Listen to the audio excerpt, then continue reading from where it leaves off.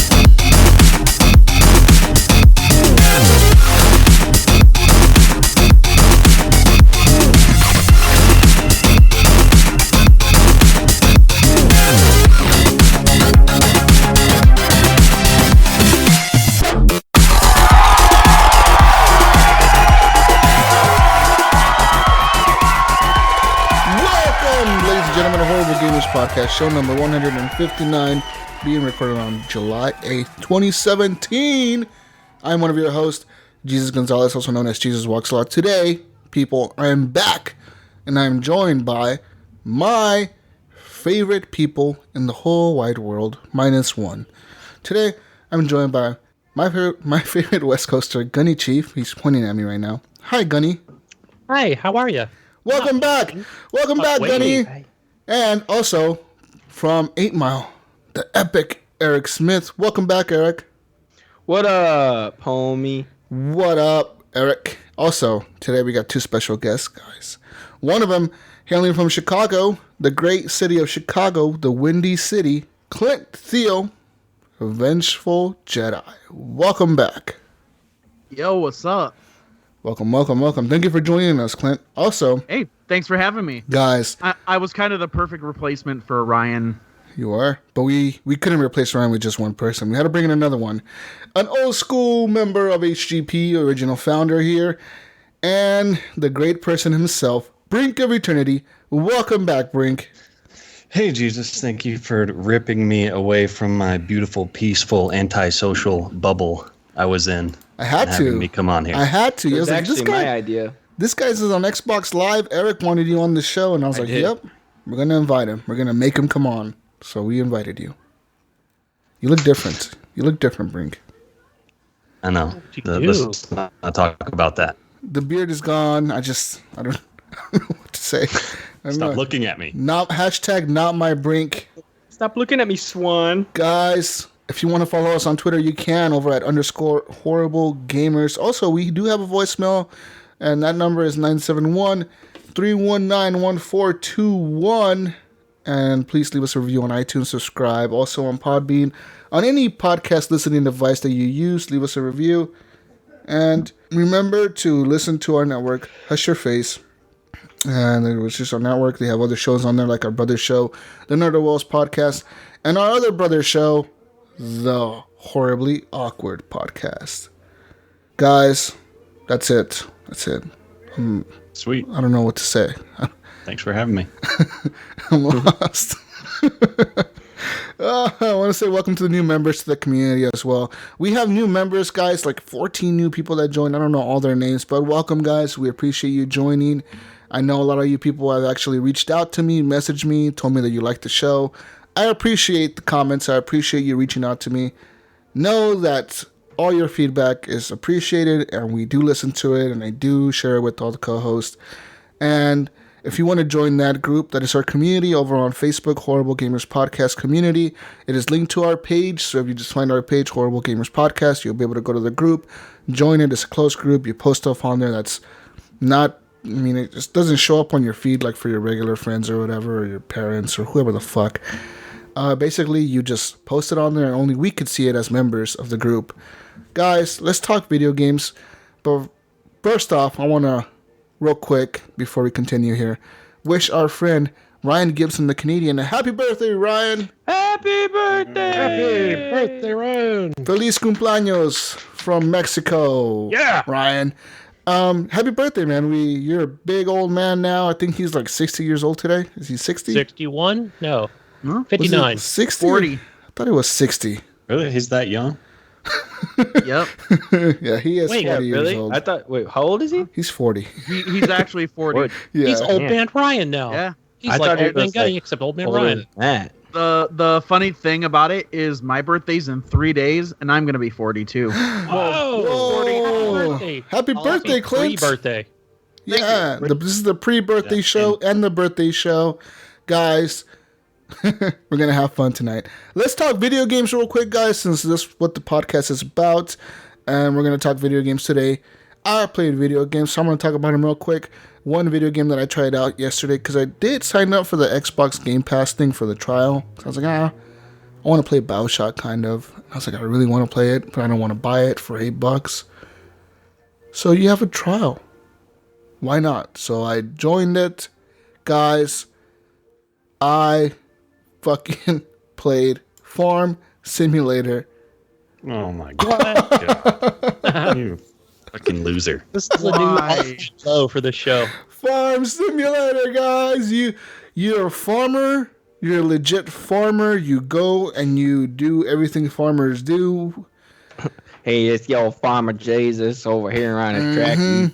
Do you No, think it's my dry. tractor's sexy? I was driving my Does it turn you tractor. on? I was collecting the hay and putting it into the hay truck. That's what I I'll called get it. that corn. I get the corn for the people. I'm pretty sure. LC. Some people on here are listening there. They're probably real farmers. You probably have farmer listeners right now that are really mad at us for making fun of them. Guys, Oh, being a farmer is hard work. Playing this game has taught me one thing. That being a farmer is really hard. You have to do lots of things for really very little gain. And unless you work for Monsanto, you're fucked. Well, is there like an option to grow Mary Jane? No, so basically, like the game starts off, and you can either pick a farm in the United States, which is like the hard mode. Being in the U.S. is a hard farm. So like the other farm is in Europe, somewhere in Europe. I don't know where the fuck it is in Europe, but somewhere in Europe there's a farm. You start off in it, and it tells you like, hey, walk over to the tractor. And then you walk over to the tractor. It says press X to get into the tractor. You press X, and it's like press A to start the tractor. So you press A to start the tractor. Then it's like press X to attach the tractor to the little hook thing, the little rotor things that rode over the fucking wheat. So you press X to attach that. Then you gotta press B and you gotta hold LB and then press X to turn on the lights. And then you gotta AK-47. and then you gotta press like the right trigger to go forward, or you could put it in like cruise control mode. And then when the truck is full, you gotta go dump the truck off. So you go dump the truck off, and you gotta press another button to make the little pipe go out so you can dump it into the truck. It's fucking hard work, man. All these button prompts had me tired, exhausted.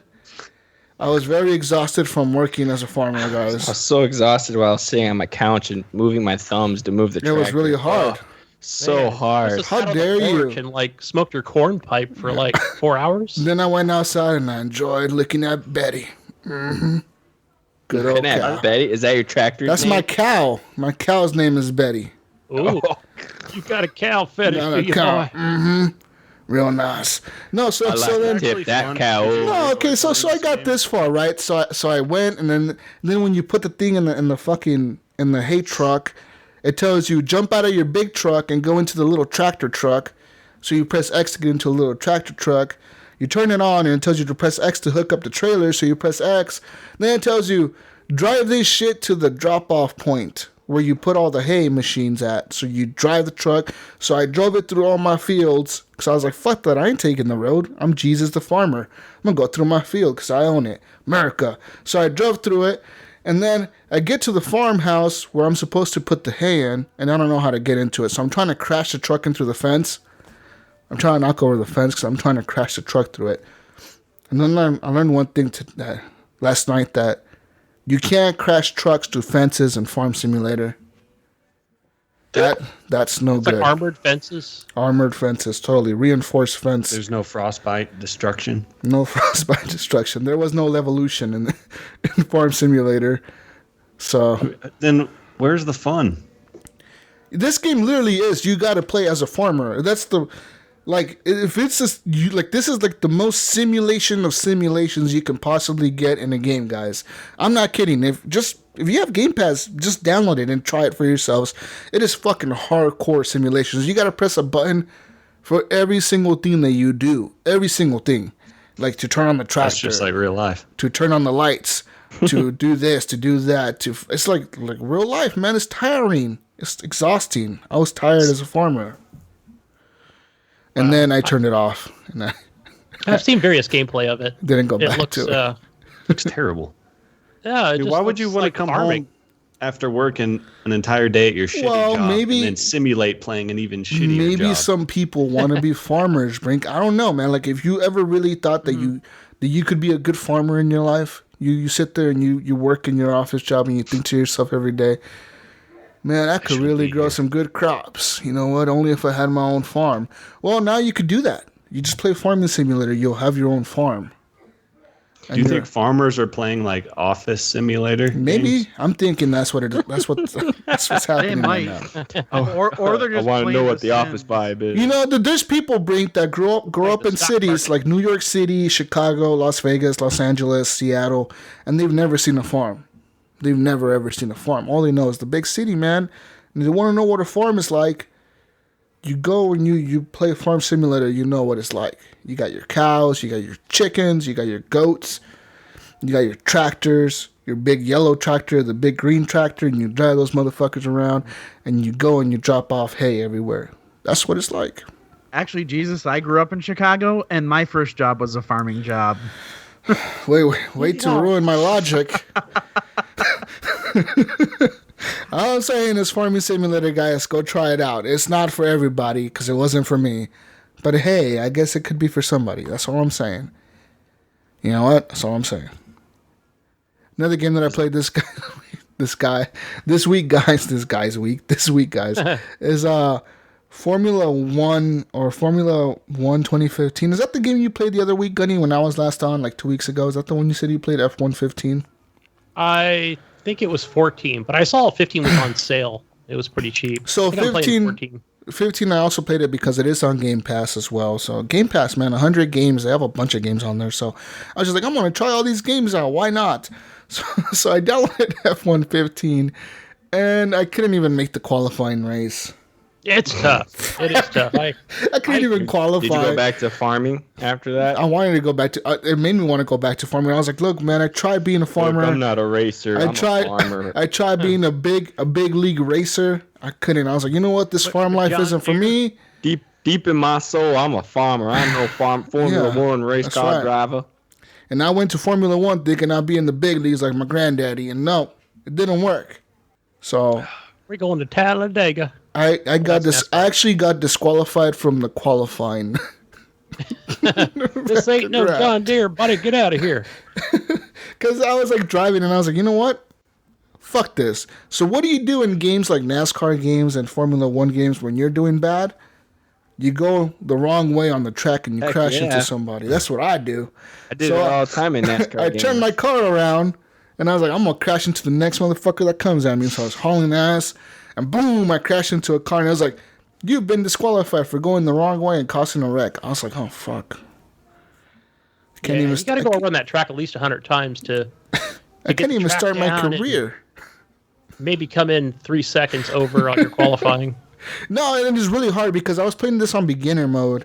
So there's like, when you start off the championship mode, there's like, it tells you like you're going to start off your first race, right? Because the championship mode is like where you're starting off a career, and the goal is to like win the championship or whatever at the end or whatever, like make it to the championship and win or whatever, right? Right. And make your team win, or I guess your team has to win, so you and your buddy racer or whatever have to win.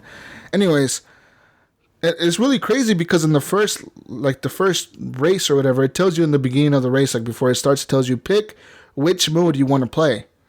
So it tells you like it's called like easy mode, and it's like, oh, you'll play like 15 minutes of the qualifying laps. So it's like the laps that gives you like the position that you start off at in the actual race. And then it tells you like you'll play like 15% of the actual race. So you'll do like maybe 10 laps or 15 laps. And then like the next thing up is like play the medium or whatever mode. And there's like 30 minutes of qualifying laps. So you literally are playing 30 minutes of trying to qualify on the track. Yeah, it's And then long. you're It playing, takes a long time. and then you're doing like 50 laps of the actual race, like an hour of the race itself. That's just the race, the one race. This is the first race of the career. And then you can do like the ultimate simulator mode or whatever the fuck it's called, like advanced F1 racer mode or whatever. And then that one, you do 1.5 hours of qualifying laps and like 2 hours of the actual race. Yeah, I think I chose normal. Yeah, it's not easy. I was still 3 cars Got time behind. for that. It seems like a game for like that Farming Simulator and this Formula One game are totally for like the people that are hardcore into this type of stuff, man. That are like really into formula racing or into like being a farmer.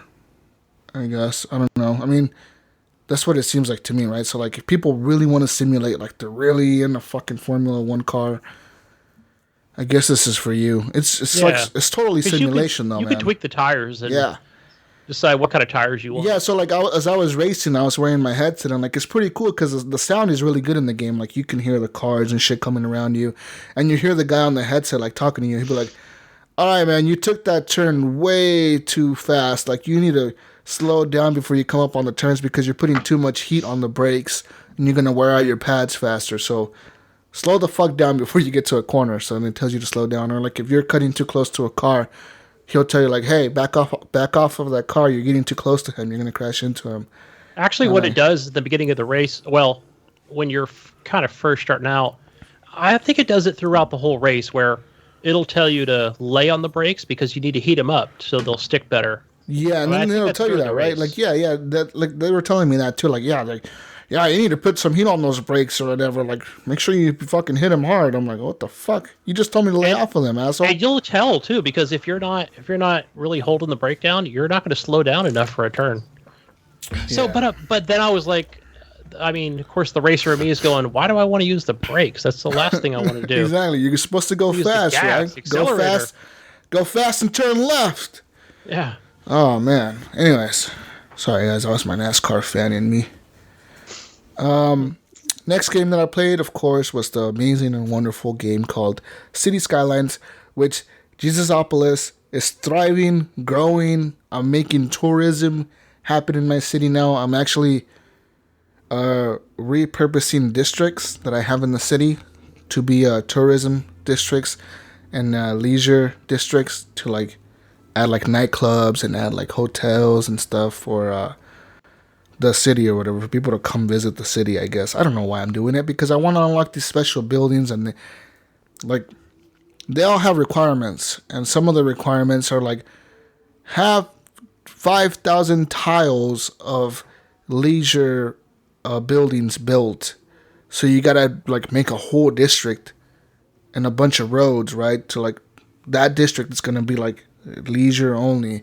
Or you're going to have like a tourism district where you're going to have to put like a whole district just for tourism to make those tiles start counting up and building up buildings. And it takes a while, man, because I really felt bad because I had a bunch of stores in a certain district. And like these shopping centers have been there since like the game started. It's for like a long time now, since like I first played the game. And when I repurposed the fucking district to like tourism, all those shops went away. They all got shut down and they all get destroyed, and they're going to build new buildings for tourism. And I felt bad, man, because I was like, man, all those people had jobs, and I just took away all their jobs.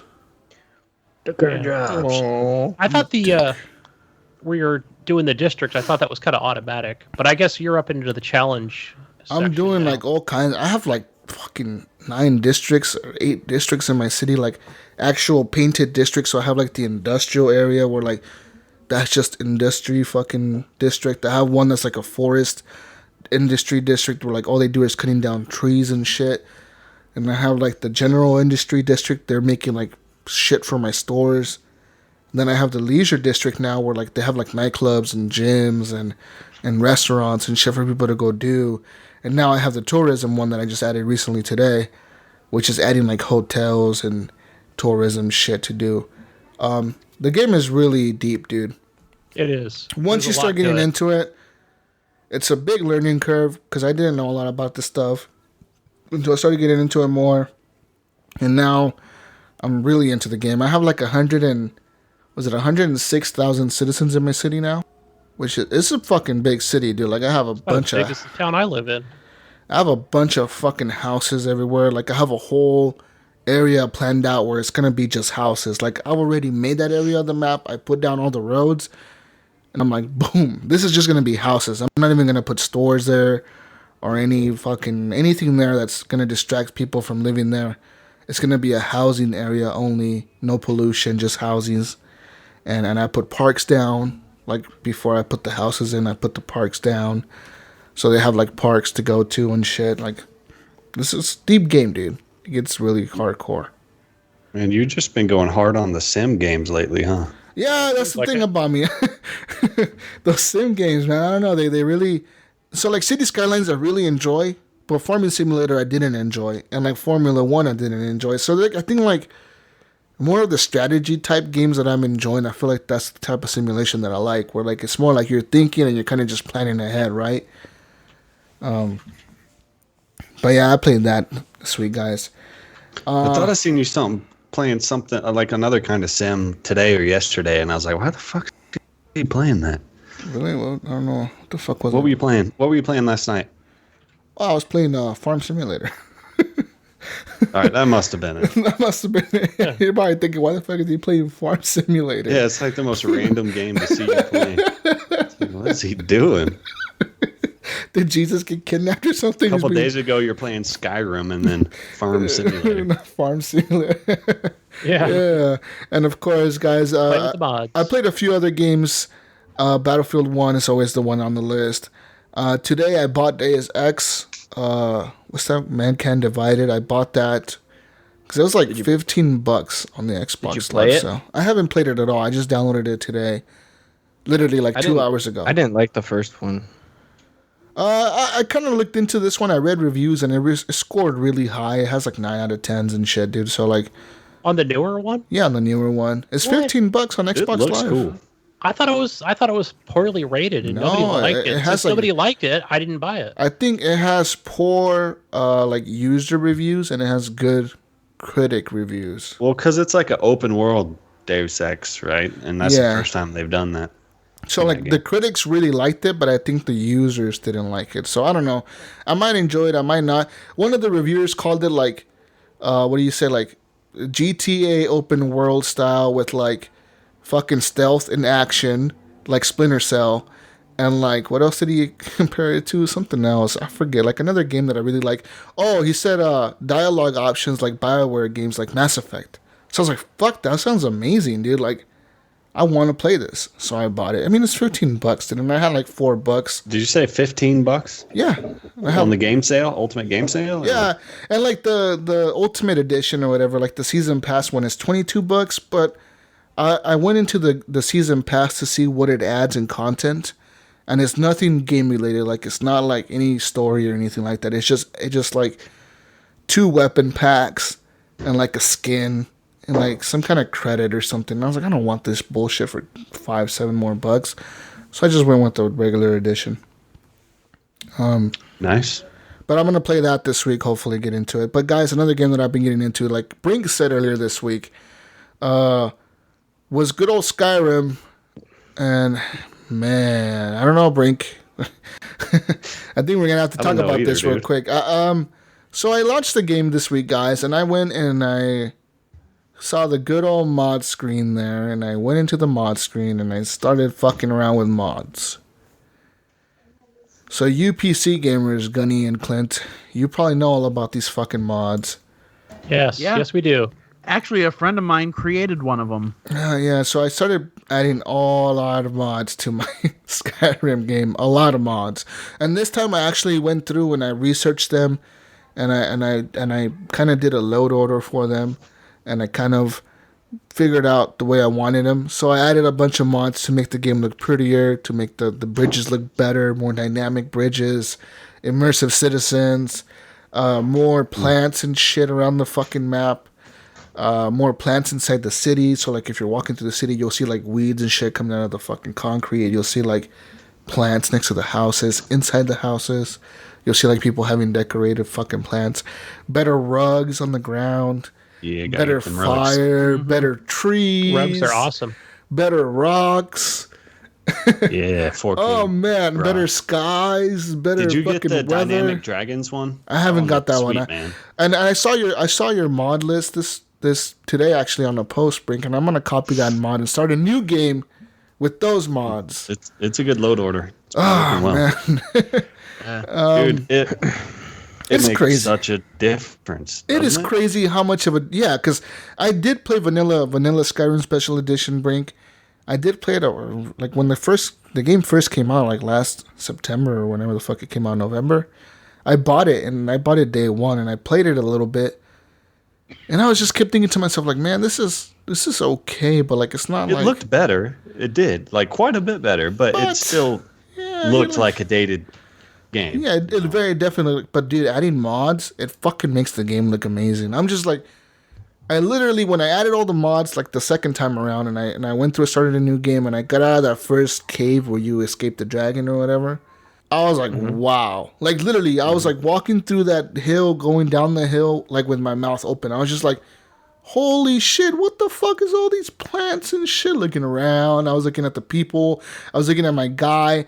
I have a thing where like I have a mod that adds like if it's raining, your armor gets kind of wet and you can see like the wet spots on your leather. Yeah, I have one where wet like and cold. if you're walking through like the snow, your weapon will get kind of icy and your arms will get all icy and you get like fucking frost breath. See, here's the thing though, and I know you did this too because I watched your mixer stream for a little bit. But now, instead of playing the damn game and enjoying the game, you're walking up to ropes and just staring at the ropes, going, "Man, that's a good looking rope." I wonder if there's any other rope mods. I did that. Go back Look to that mods, rope. maybe there's a man. 4K rope mod. Rope, you look That- good. High def rope mod. No. But guys, these ropes and these bridges and these things look so much better. You're just like, I gotta walk up to this rock. I gotta see what this rock looks like. Yeah, look at that detail on that rock. Look at this nice rock. And I walked in. I think I can see myself in that. And I have another mod, Brink, where like the water makes it look more realistic. So like in a lake, the water sits still; it doesn't flow. But when it goes to like a river, the water starts flowing, and holy shit, that makes a difference. Did you get the HD fire mod? Yep. Fire texture mod? Yeah, boy. Yeah, What boy. about the lamp post? I haven't got the lamppost. That's the one that has like a bunch of lampposts through the lamps. roads, right? Yeah, and it looks really good. Yeah. Whoa, that's It makes, because these mods can make the game look so much The better and fuck, it that was runs fine creepy. on the Xbox One. How come they didn't just make it look better in the first place? That's what blows my mind. well, yeah, that's what I was thinking to myself too, Brink. Like, it blows my mind how fucking it's just these mods make the game so different. Like I was thinking to myself, how the fuck did Bethesda not think of all this shit when they first made the game? I love how they opened this up for the community. The community goes hardcore, dude. Like they do. have so many mods. You literally can, and there's a mod that I downloaded on my thing that adds a whole new story. Like Yes. it literally adds a whole new area of the map, a whole new dungeon, and it literally on the mod it says, "This is a whole new expansion to Skyrim. To open this quest, you're gonna find a cave and you're gonna walk into it and it's gonna activate a new quest. This quest will last you 6 to 10 hours." Wow. What's There's- that one called? That's There's like mods full that'll game length. start. And that one's like a full. It's some kind of mod, Brink. It's very popular. It's like on the favorites list on the top most popular one. And I looked it up, and that mod actually won awards from like different fucking places. It won like the best mod award in 2014, 2015, 2016. It like won the best fucking story for this blah blah blah, best mod story. Like I was like, holy that shit. might be the guy who made this huge expansion mod and then he ended up getting hired It may be yeah. him, because this is like a whole expansion to the game, like 6 to 10 hours. Dude, like, I'm just like, how? You know what I mean? Like, how do you come up with this? Like, you gotta have a lot of time on your hands, but you gotta really be dedicated and love this game. And the game is fun though. One of my favorite mods now that I enjoy a lot is no load screens in the cities. So like when you walk into a city, you know how usually you have to load up when you walk to the doors? This mod, you just open the doors and it just walks right into the city. That was cool. You put that video Yeah, up. work That was good? pretty good. Yeah. It works I great. gotta look for that because I've actually messed with that one. Man. That one, that's huge because you just skip the complete loading screen when you walk into a city, like any city, like the big cities or like Whiterun and shit. You just walk into the castle, and then you can, when you're leaving the castle, it does the same thing. You just open the gates and you walk out. If you can skip the load screen, why is it there? I don't get it. I don't know. The door is just there. I mean, I don't know why, but I mean, you still load. You'll still load when you walk into like a building. You still load for that, but you don't load when you walk into the city itself, which is pretty. Do you remember playing on the Xbox 360 and you had the choice in your options menu to, do you want to save the game when you open a door? And you would just have to choose like, no, don't save, because it would just take way too damn long to do both. One thing that I know about Skyrim is to save often because a lot of times the game will crash. So I have mine set to every 5 minutes on my thing, which hopefully works out. I didn't even know you could set it like that. Yeah, you go into your you go to your system settings and you go to like autosave, and it says how often you want to save in it. Default is 15 minutes. You can put it down to 10 or to 5. The 5 is the lowest, I think, and I have it to 5 now because I think that's how I had it on my 360. Every 5 minutes, I would save automatically, but it's good to hard save as well. So like, let's say you're about to start a quest. You should hard save before you start that quest or before you walk into that dungeon, because if you're in that dungeon and you die and the game saved like right when you enter that room where you're about to die, you're just going to keep dying every time you load up, right? So you want to load up from the beginning of the dungeon, so you load the older save. But yeah, Skyrim, guys. Yeah. Man, the mods are cool, but as soon as you start getting into the mods that like make you more powerful, that's when it starts ruining the game. See, At least me, I gotta stay away from those. I didn't fuck with those very much, because the first time I did mods, like January of this year, I remember I talked about it a little bit on this show, when I crashed my game, I downloaded a mod that like it's the unlimited cheat mod. So you basically open this book up, it takes you to this dungeon, and you literally have every weapon, every piece of armor, every potion, every scroll, every shout. Yep. Everything in the game. You can summon every creature. You have nothing to work toward. Yeah, and that's what I was thinking to myself. When I was in that room, I was like, there's nothing fun to this. Like, when you have this, like, there's no fun in the game anymore, because you can like have the purple glowy armor, which is like 3,000 rating or something like that. Like, it'd be cool if I could find this armor in the game, you know what I mean? Or like somebody, like I did a quest to earn this armor. Like, I don't want to work for it. Yeah, I don't want to get this shit just by clicking a button or whatever. Like, I want to work for it a little bit. So in this game, I'm just playing it like regular Skyrim. No achievements, of course, because the mods disable achievements. But I didn't put any enhancing mods that cheat. The only mod that I did that was like that, Brink, was the one that your followers don't die. Yeah. So you know how usually your followers die, like if they get attacked by a dragon, they could get eaten or whatever, then they die, then they're fucking gone. And this mod, basically they can get attacked and they can fall down. Once they get to like really low health and they get hit for like the last hit, they don't die, they just go down to one knee and then they kind of heal up. Then they get back up and then they start fighting again. Yeah. I did do several that just add more weapons to the loot pool. Just because, more variety always keeps things more interesting. Totally, yeah. There's like some that add like little sights to the crossbows. I was thinking, like, should I add that? Is it going to really be that much of a difference? I don't know. Maybe. One that does make a big difference is there's one called the Oblivion HUD mod. Oh, really? And it rearranges to your HUD and everything's on the bottom left like in Oblivion. And instead of having a big crosshair, it just has a little dot in the center, and it looks real nice. Like it. Yep. You'd be surprised how big of a difference that would make. The HUD was one thing I loved in Oblivion that I wish they hadn't messed with in Skyrim. Yeah, exactly. But the one mod that I keep messing with that one is with Skyrim is just more for entertainment purposes. It doesn't add weapons. It doesn't change the graphical enhancements or anything.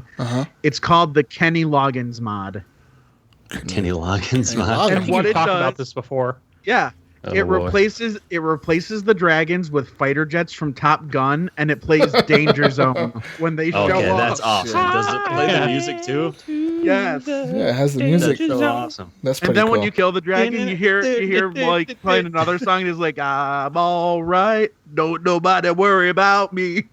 Wow. I thought you were going to change your dragons to Thomas the Train.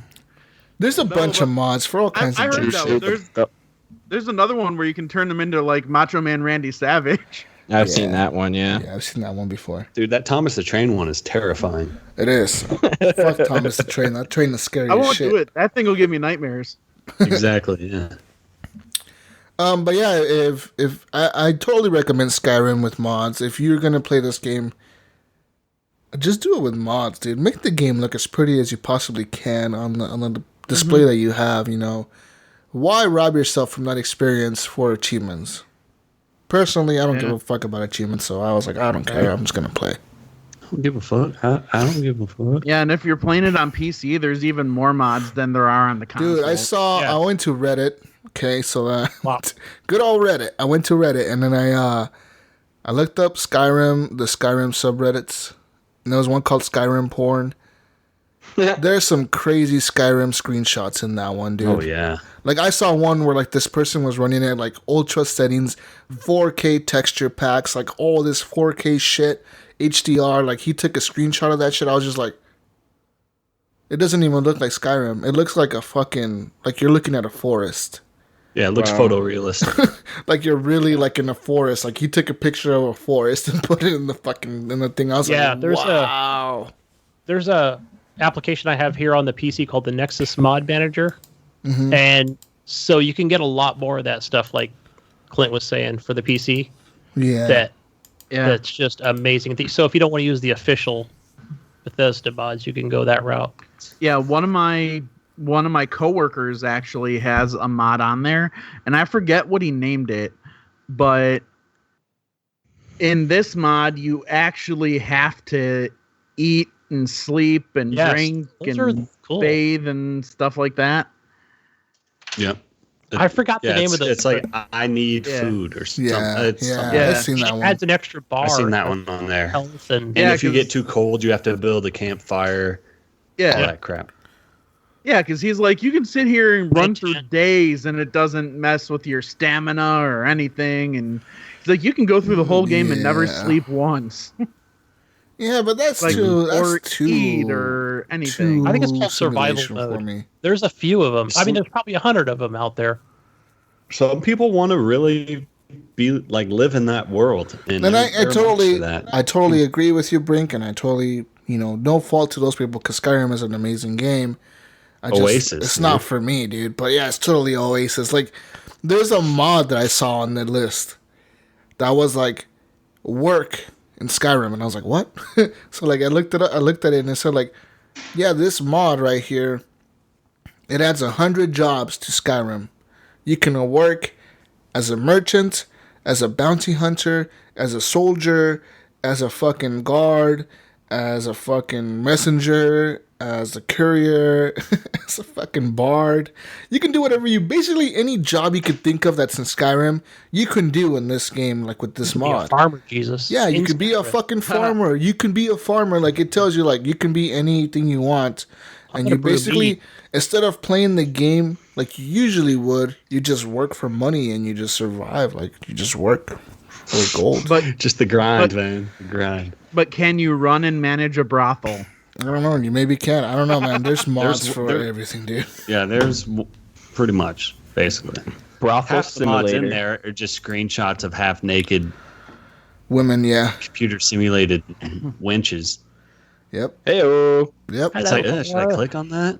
Yeah. How about a porn beat for ya? I know Gunny clicks on that after Oh, he yeah. takes Oh, that did you- blue pill. Did you download yeah, any I of feel. the sound mods, like immersive sounds, sound of Skyrim? The one mod that I did do for that Brink was I did one that's called like I don't know what the fuck it's called, but the mod basically makes it so like when you walk into like a castle and people are talking, it sounds like you're in a castle. Like it sounds like a big room. The acoustics, reverberation. Yeah, I got that. You know exactly what it's called. Yeah, that mod.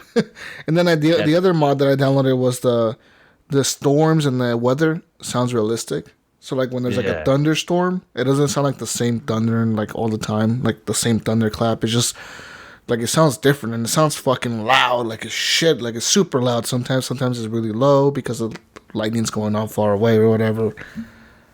Yeah, I added those. Man, yeah. Download the Sounds of Skyrim Cities, Sounds of Skyrim Wilds, and Sounds of Skyrim Dungeons. I did do cities, and it makes a huge difference. It's just you can like standing out in the wilderness and just standing there hearing it. It's amazing how much more immersion it creates. Just it sounds like you're there, and it feels like you're there. It's crazy how much I can almost smell it. It's crazy how much the little shit adds in immersion, right? Like you're just like, wow, like wow. Like there's one mod that's literally all this mod does. You know that Honeymead brewery that's right in front of Whiterun, where like they have all the bees and shit. Yeah, where I want to work. There's a mod where all it does, all this mod does, it doesn't do anything else but this. It just adds beehives to that building. And it looks so much better with the beehives. I'm just like, how the fuck did Bethesda not think of adding these when they made the game? Like, what the fuck? It's just like that little shit like that. I don't get it. It's like the static mesh improvement mod. It's like if this barrel could have been round to begin with, why isn't it round? Why do I have to download a mod to make this barrel round? Exactly. Doesn't make sense. I don't know. I really enjoy the mods, and I'm probably gonna go through and switch all the mods to the mods you have, Brink, because you seem like they have a lot. You went through for like hours, and because I saw you on that screen. God. I saw you on that screen. I spent some time. I watched YouTube videos for hours looking up load orders and which mods work with what mods. Because I wanted mods that made the game look better, but when my game starts crashing and I start getting frames per second drops, I'm not interested anymore. Yeah. You know, it's not worth it at that point. Right. But I want mods that make my game look better and it runs just as good. And I seem to have gotten that, so I'm happy with it. Totally, dude. Yeah. But yeah, that's Skyrim, guys. And of course, that kind of ends my list. I have one more game, but I'm pretty sure Eric's going to mention this game when we get to it. So I'll just wait for him to mention it. With that being said, that's all I have. Brink, what you been playing, man? It's been a while since you've been on the show, right? Yeah, well, we talked about Skyrim. I picked that up. I got it for $20 between the Ultimate Game Sale and then I got a couple of $5 Bing Rewards cards. Okay. Because I've been saving up a little bit. Free money. It's awesome. But I played Skyrim and I've been playing Paladins a lot. I play that like pretty regularly. Even when I don't play it, I just log in and get the daily login bonus. Because you got to get that bonus. I do that same thing with Gears. Gears has a daily login bonus? I didn't need to know that. No, it's like every week you get packs, free packs. Okay, I got you. So like every Friday, I get on and I get my free packs, and I see if there's anything going on. If there's nothing going on, then I kind of just either play it or switch games. I have this weird relationship with Mass Effect Andromeda multiplayer to where, like, when I'm at work all day, I'm thinking about it, and I'm like, that's what I'm going to play next. I need to play that. I'm like, I'm gonna play this character, and it's going to be awesome. And then I get home and I play it, and it's not very, very much fun. It's like when I thinking about it is more fun than actually playing the game. I'm not sure what it is because it's very similar to Mass Effect 3 multiplayer, but it's missing some of the magic that one had. So I don't know. It's amazing that how disappointing that game became for some people. Like that was like the hot topic for people after that. That is bullshit, dude. It pisses me off that people are mad at that game. That game is good. It's a really good game. It is a good game. The single player game is good. Solid, dude.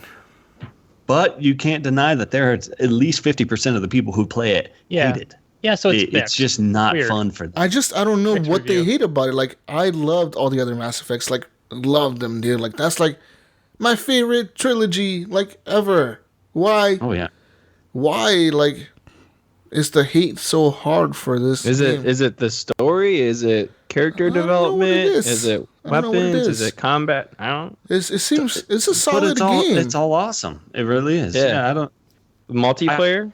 Is it I good? think it's just what you know. What we've had a lot of Mass Effect over the years, and it's just more Mass Effect. And I think that even if they would have had Shepard in it, still people would have been bitching. And it's not a lived true out Mass its Effect life. 4. You know, it's the same reason everyone doesn't love Halo now. Everyone used to love Halo back in the day. Oh, everyone right. Good everyone point. doesn't love it now. Maybe half of people love it. Same with Gears of War. Well, you can't. Gears of War is king. No, but Eric, Okay, there's a lot you know what I mean. who Like hate you Gears of War. gotta admit that Gears of War 4 probably didn't sell like as many No. copies as Microsoft was expecting it to. And No, same thing because with that Halo was- 5.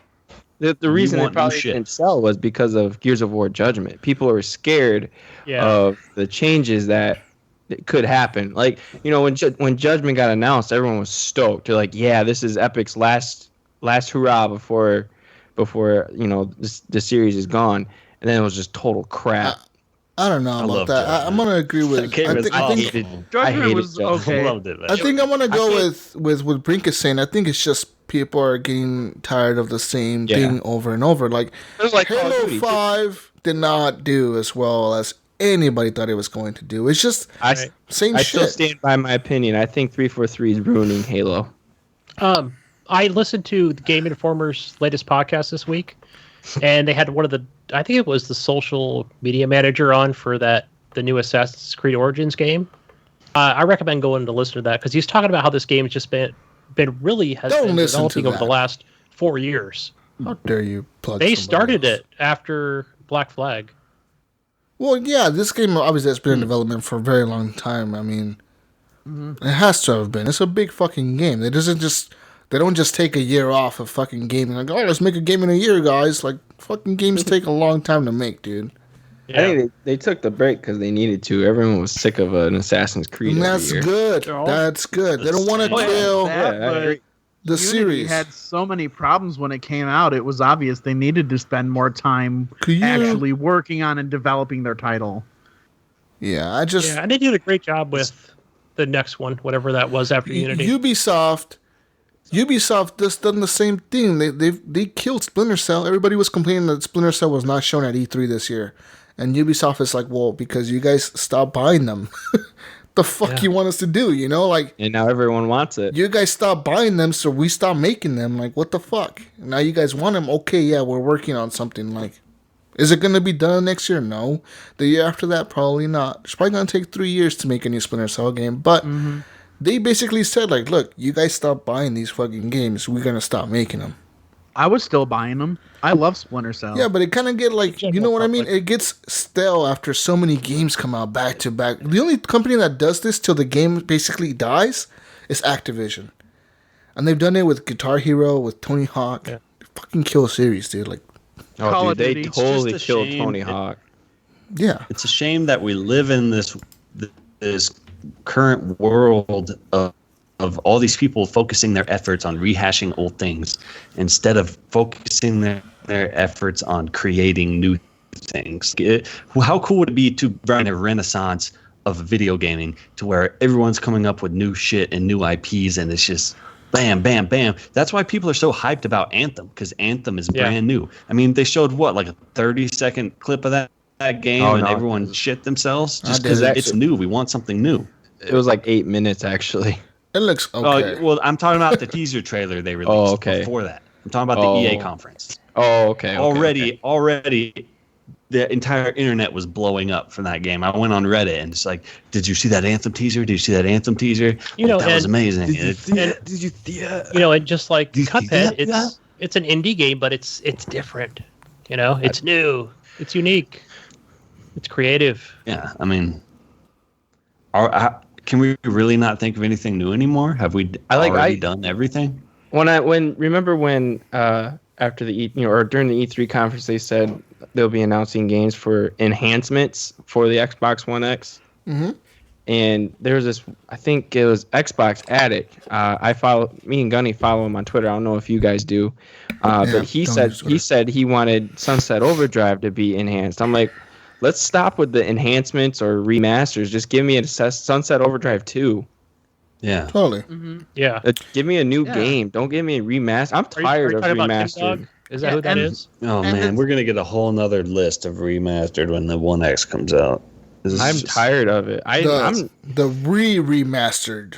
Oh man, remastered deluxe, Oh god. Epic remasters. remastered enhanced, the super For One remastered, X. awesome graphics The edition. 4K mastered. $60. Yeah, $60 with no DLC. You got to pay extra for the DLC that came out 10 years ago. It's not as That's bad. Call of Duty. assets, bro. And then they're doing everything with like re-releasing everything too for the VR.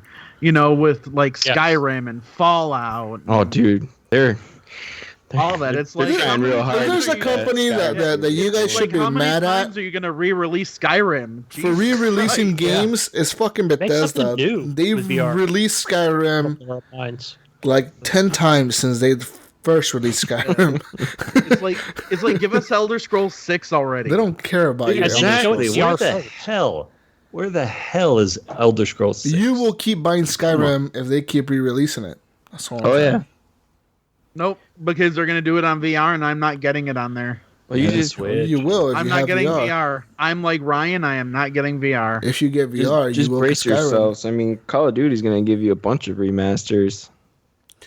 I'm sure you'll get a Oh, yeah. remastered of Modern Warfare 2. Exclusive to PlayStation. Yeah, and then you have to pay off for all the DLC for a 10-year-old game, which is ridiculous. You know what I hate about the speaking Don't speaking get me of started on that again. speaking of please. Call of Duty 4 remastered, the one that came with the Infinite War or whatever, Infinite Warfare. That one, the one that came with that, the Call of Duty 4 remastered. You know what pisses me off? You know what grinds my gears? That motherfucking game has DLC of the same maps that I bought when that game came out 10 years ago. Yes. And I have to pay $15 and I don't get all the maps. I get like 4 maps. Yeah. And I'm like, And people What the are fuck? doing it left and right. what the People fuck? are eating it up, man. I get that 4 game maps is for disgusting. $15. disgusting. $15 for 4 fucking maps. I'm like, you can fuck right off with that DLC pack. I'm not buying that DLC pack. It's like watching Oh, yeah. Joe video with that Captain Activision thing he wears, where he's holding up fistfuls of money, Yeah. I'm just, I don't know, man. I just, fucking We'll take- Activision pisses me off. With the shit they do pisses me off. And that thing about releasing that Sony exclusive Call of Duty remaster just to Sony, that's stupid. That's just stupid. I see, like You're I think the other re-releasing. company that does it right. You're is Respawn. releasing a game that was probably sold more on the Xbox 360 than it did on PlayStation, exclusively to PlayStation. Like, what the fuck are you doing? Yeah. Yeah, I don't know why Activision is suddenly in bed with Sony. They know for a fact they sold Getting more. paid. They sold more of Call of Duty 4s back in the day on the 360 than they did on PlayStation, and now all of a sudden they're like, "Oh yeah, we're only on PlayStation." Oh, fucking stupid. Fuck this shit. Exclusive. Fuck this. Good. All right. For those who are listening, Jesus has walked away. He's so It mad. looks like he's trying to set some shit on fire. I Yeah. got some stuff. He's you can set lighting. on fire. Okay, he rolled up a piece of paper. He's lighting it on fire, Uh-oh. and now he's Yeah. holding it up against his wall. Oh I see my a gosh. flame. I do see a flame. Yeah. Yep. Now he's taking his Okay. cat. The wall.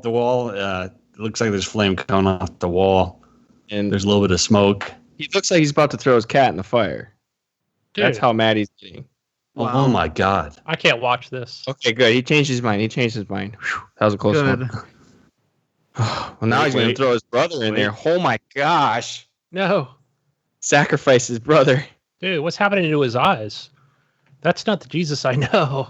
Does it look like horns coming out of his head? I've never seen them glow red like that before. Holy shit. Wait, now he's touching himself. I think he's changed his mind. Now he's He's touching rubbing himself. his nipples. All right, heavy Oh, breathing. yeah. Very I think he's vigorously. back. Now he's licking his He's fingers got and a rubbing tub his of nipples country again. crock. Oh my god, what's he gonna do with that cucumber? What the fuck are you guys talking about? Nothing. Nothing. Just Don't worry game. about The it. game. Fucking assholes. Brink, what else have you been playing? I played this like Gears of War game for a little bit. So did he. So did I. Actually, Played some Horde mode. I think a lot of us on the show did. We started playing and we're getting our asses kicked, and then I like drank a bottle of wine, and then we got our asses kicked even harder. Yeah, we did. No. That was my fault. We got to put the blame on one person and one person only. Don't you dare put this on me. Eric Smith. Our carrier. Our guide. Our Gears of War guide. I decided to pick the sniper class, who doesn't even know how to run the sniper class. I am not the one who picked engineer and doesn't even know how to run engineer. Gunny, that's Gunny. That's Gunny. We are the president, and you are our bodyguards. And you failed us. And you failed let us be miserably. You let us be assassinated left and right. I gotta say, there were a few rounds where Eric carried us. He was like the last. I will be honest. Dude on there just so we started off Horde mode. So for the listeners listening, the other day, was it last Sunday or Saturday or it was Sunday, Monday, Sunday, something like that, 4th of July weekend. No, yeah. We went and we played Horde mode. We all played together. We all got together. For once, I was surprised. The entire HGP crew was basically together on Xbox Live. And it was me, Wingman from TXL, Brink of Eternity from Horrible Gamers, Eric and Gunny got into a fucking Horde mode, Gears of War 4. First time around, Brink, we're starting up the match. Brink, we're playing this on casual. You should put it on normal, like casual is for noobs. Yeah. I'm like, come on, man. Why the hell is normal that hard? It's normal. We couldn't even get past wave 20. There's like 3 difficulty levels above that? Come on. Yeah, dude. There's one even above insane now. Yeah, I don't know who the fuck is playing that. Who's playing that? Who is playing that? What did we get to like wave 29, wave 30? Wave 20 something on the first time we played on normal, which was pretty good, but those pouncers, man, they just had us. Dude, it was every time the bosses came in, dude, we got wrecked. Yeah. We survived for a while though. We got halfway. Yeah, we held our own for a bit. Come on, for a bunch of noobs. Yeah, we held our own. That was my first time playing Horde mode ever. Yeah, same here. Overall, we did really good. Just next time, we gotta pick classes that we feel comfortable with. Gunny is not gonna be engineer. You suck, Gunny. I'm just saying. That was my first time. Hey, I had a level 1 engineer. You did a horrible job as engineer. Me and Wingman, we were running the scout, which was running great because we were both picking up the energy, and I mean, someone could have been heavy. Yeah, Wing's been playing Gears since day one. I was the heavy. You were the heavy? I was. And you weren't doing bad with the heavy at all. You were doing good. I was doing pretty good. I got a bunch of kills on the pouncers with that boom shot, and like. On the second time we played, people, we played on casual, and we made it all the way to wave 50. We had 20,000 points in the bank. We had 4 barricades up. We had 2 turrets up. We had everything, right? We're like, oh, we're going to totally win this. We're totally winning this wave. We're totally going to beat this. In our mind. 20,000 points in the bank. I mean, we got enough money to just spend it on dumb shit. So... Maybe next time we roll out with 2 scouts, 2 engineers, and then a heavy. Yeah, and I think also from what I've learned, Eric, is you don't have to keep buying turrets and all these different defenses at such low levels. Like save that money. Is what I learned. Fuck you, man. Can you just what I learned them? Is that sniper class is worthless because you get you get one shot, right? But then one shot doesn't kill an enemy. You need like 2 or 3, and they all have to be perfect freaking headshots. You gotta get. It takes 30 minutes to reload. It's bullshit. Dude, the sniper is really hard to get used to because there's a little bit of a delay when you're moving you're aiming and everything. It's really hard. Enemies are janky, and they're like bouncing back and forth and shit. There's a certain time, like if they're roadie running, their head is gonna be in the same spot that whole time. So there's a certain way you gotta snipe, and it actually takes skill. Not as much skill as like Shots fired. But I'm not that great with the snipe. It's really difficult. You saying Brink has no skills? Yeah, you gotta get. The only way to pop a head is like on a fucking low level grunt, and you have to have an active reload. Yeah. Otherwise, it takes multiple headshots to take down an enemy. You know how to active? Ain't nobody got time for that. Yeah, we all know how to active reload, man. We were all active reloading. Oh, okay. Go with the Lancer, Frank. Okay, until you get good. I was rolling. I literally was rolling with I the am good. Lancer. I Okay. bought the Lancer a few times, and dude, like that retro Lancer just sucks ass. It doesn't compare close to the Dude, real Retro Lancer. Lancer's dope. I love that thing. The retro is a very powerful. It's powerful, Lancer, but it only has 240 bullets. and that You the can stab recoil dudes. though is crazy, You can stab dudes, man. dude. That doesn't work. It doesn't I work. hate. Does. I hate using that. You can't Yeah, stab dudes, nobody. They all yeah. kick you and You roll stab around. everybody. Yeah. No, You no. front at them. Come at them, bro. Anyways, Stab. people, listeners, we got to wave 50. We thought we had this, and we died the first time. So we get back in there. We still have 2 crates, 2 of those airplane drop things. We pop them open, and Eric's like, "Hey guys, we all get boom shots." So we all got boom shots and shit. the boom window or whatever it was. And then called. we all did the rocket window. We all got on one window. Did rocket window attack. And it just didn't work, dude. We get killed like at least, how many times do you say we got killed in a row? Like 10 times in a row. By the time we got to the last time we were alive, we had no barricades, no turrets. Our weapons locker was gone. All our money was gone. $0 in the bank. We were broke. Yeah.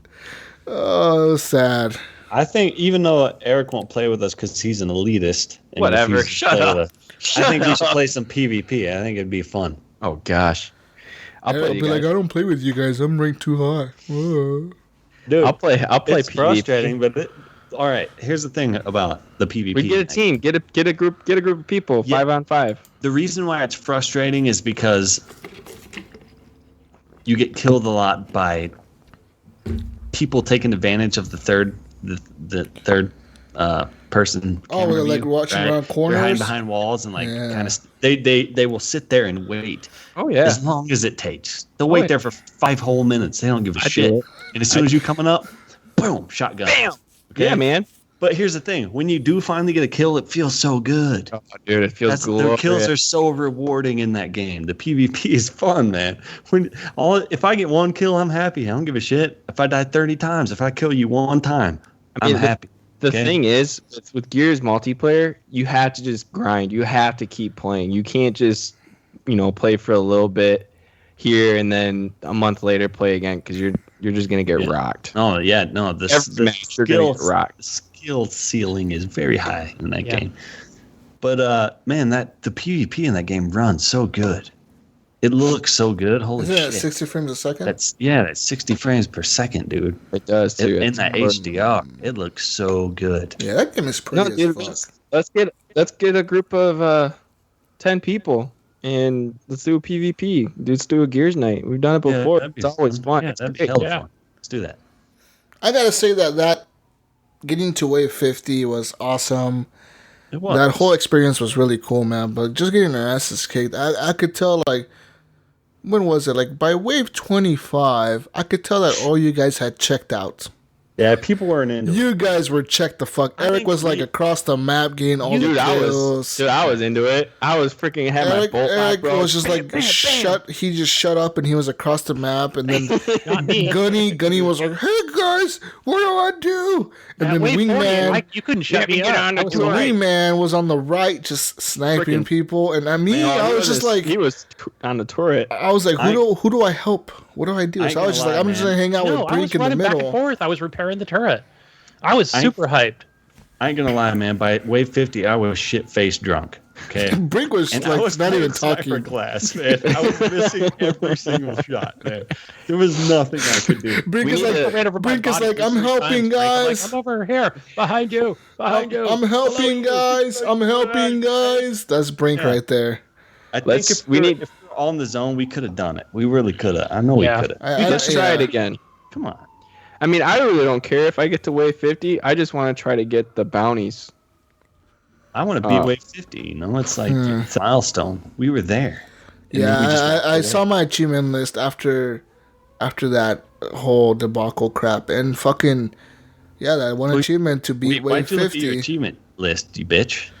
Oh, cause Wingman told me there's an achievement for destroying like a card, like an elite card or whatever. I know, but you don't care about achievements. And so I was like, do I have that You're achievement? just giving me And then I shit about just went- achievements. Remember that? And I checked it. And you're over there looking at your achievement and list. yeah, so I went to the achievement list for Gears of War, and like, that one achievement for beating Wave 50, I don't have that. It's like You wanna get it, don't you? 99%. 'Cause you like getting achievements. Bragging rights, achievement, Like right? hold on. I just want that achievement because it's like 99%. So now I gotta get it. It was a glorious Because achievement to achievements get. are- Jesus, Oh, it once felt you great finally when I get got it, it'll feel so good.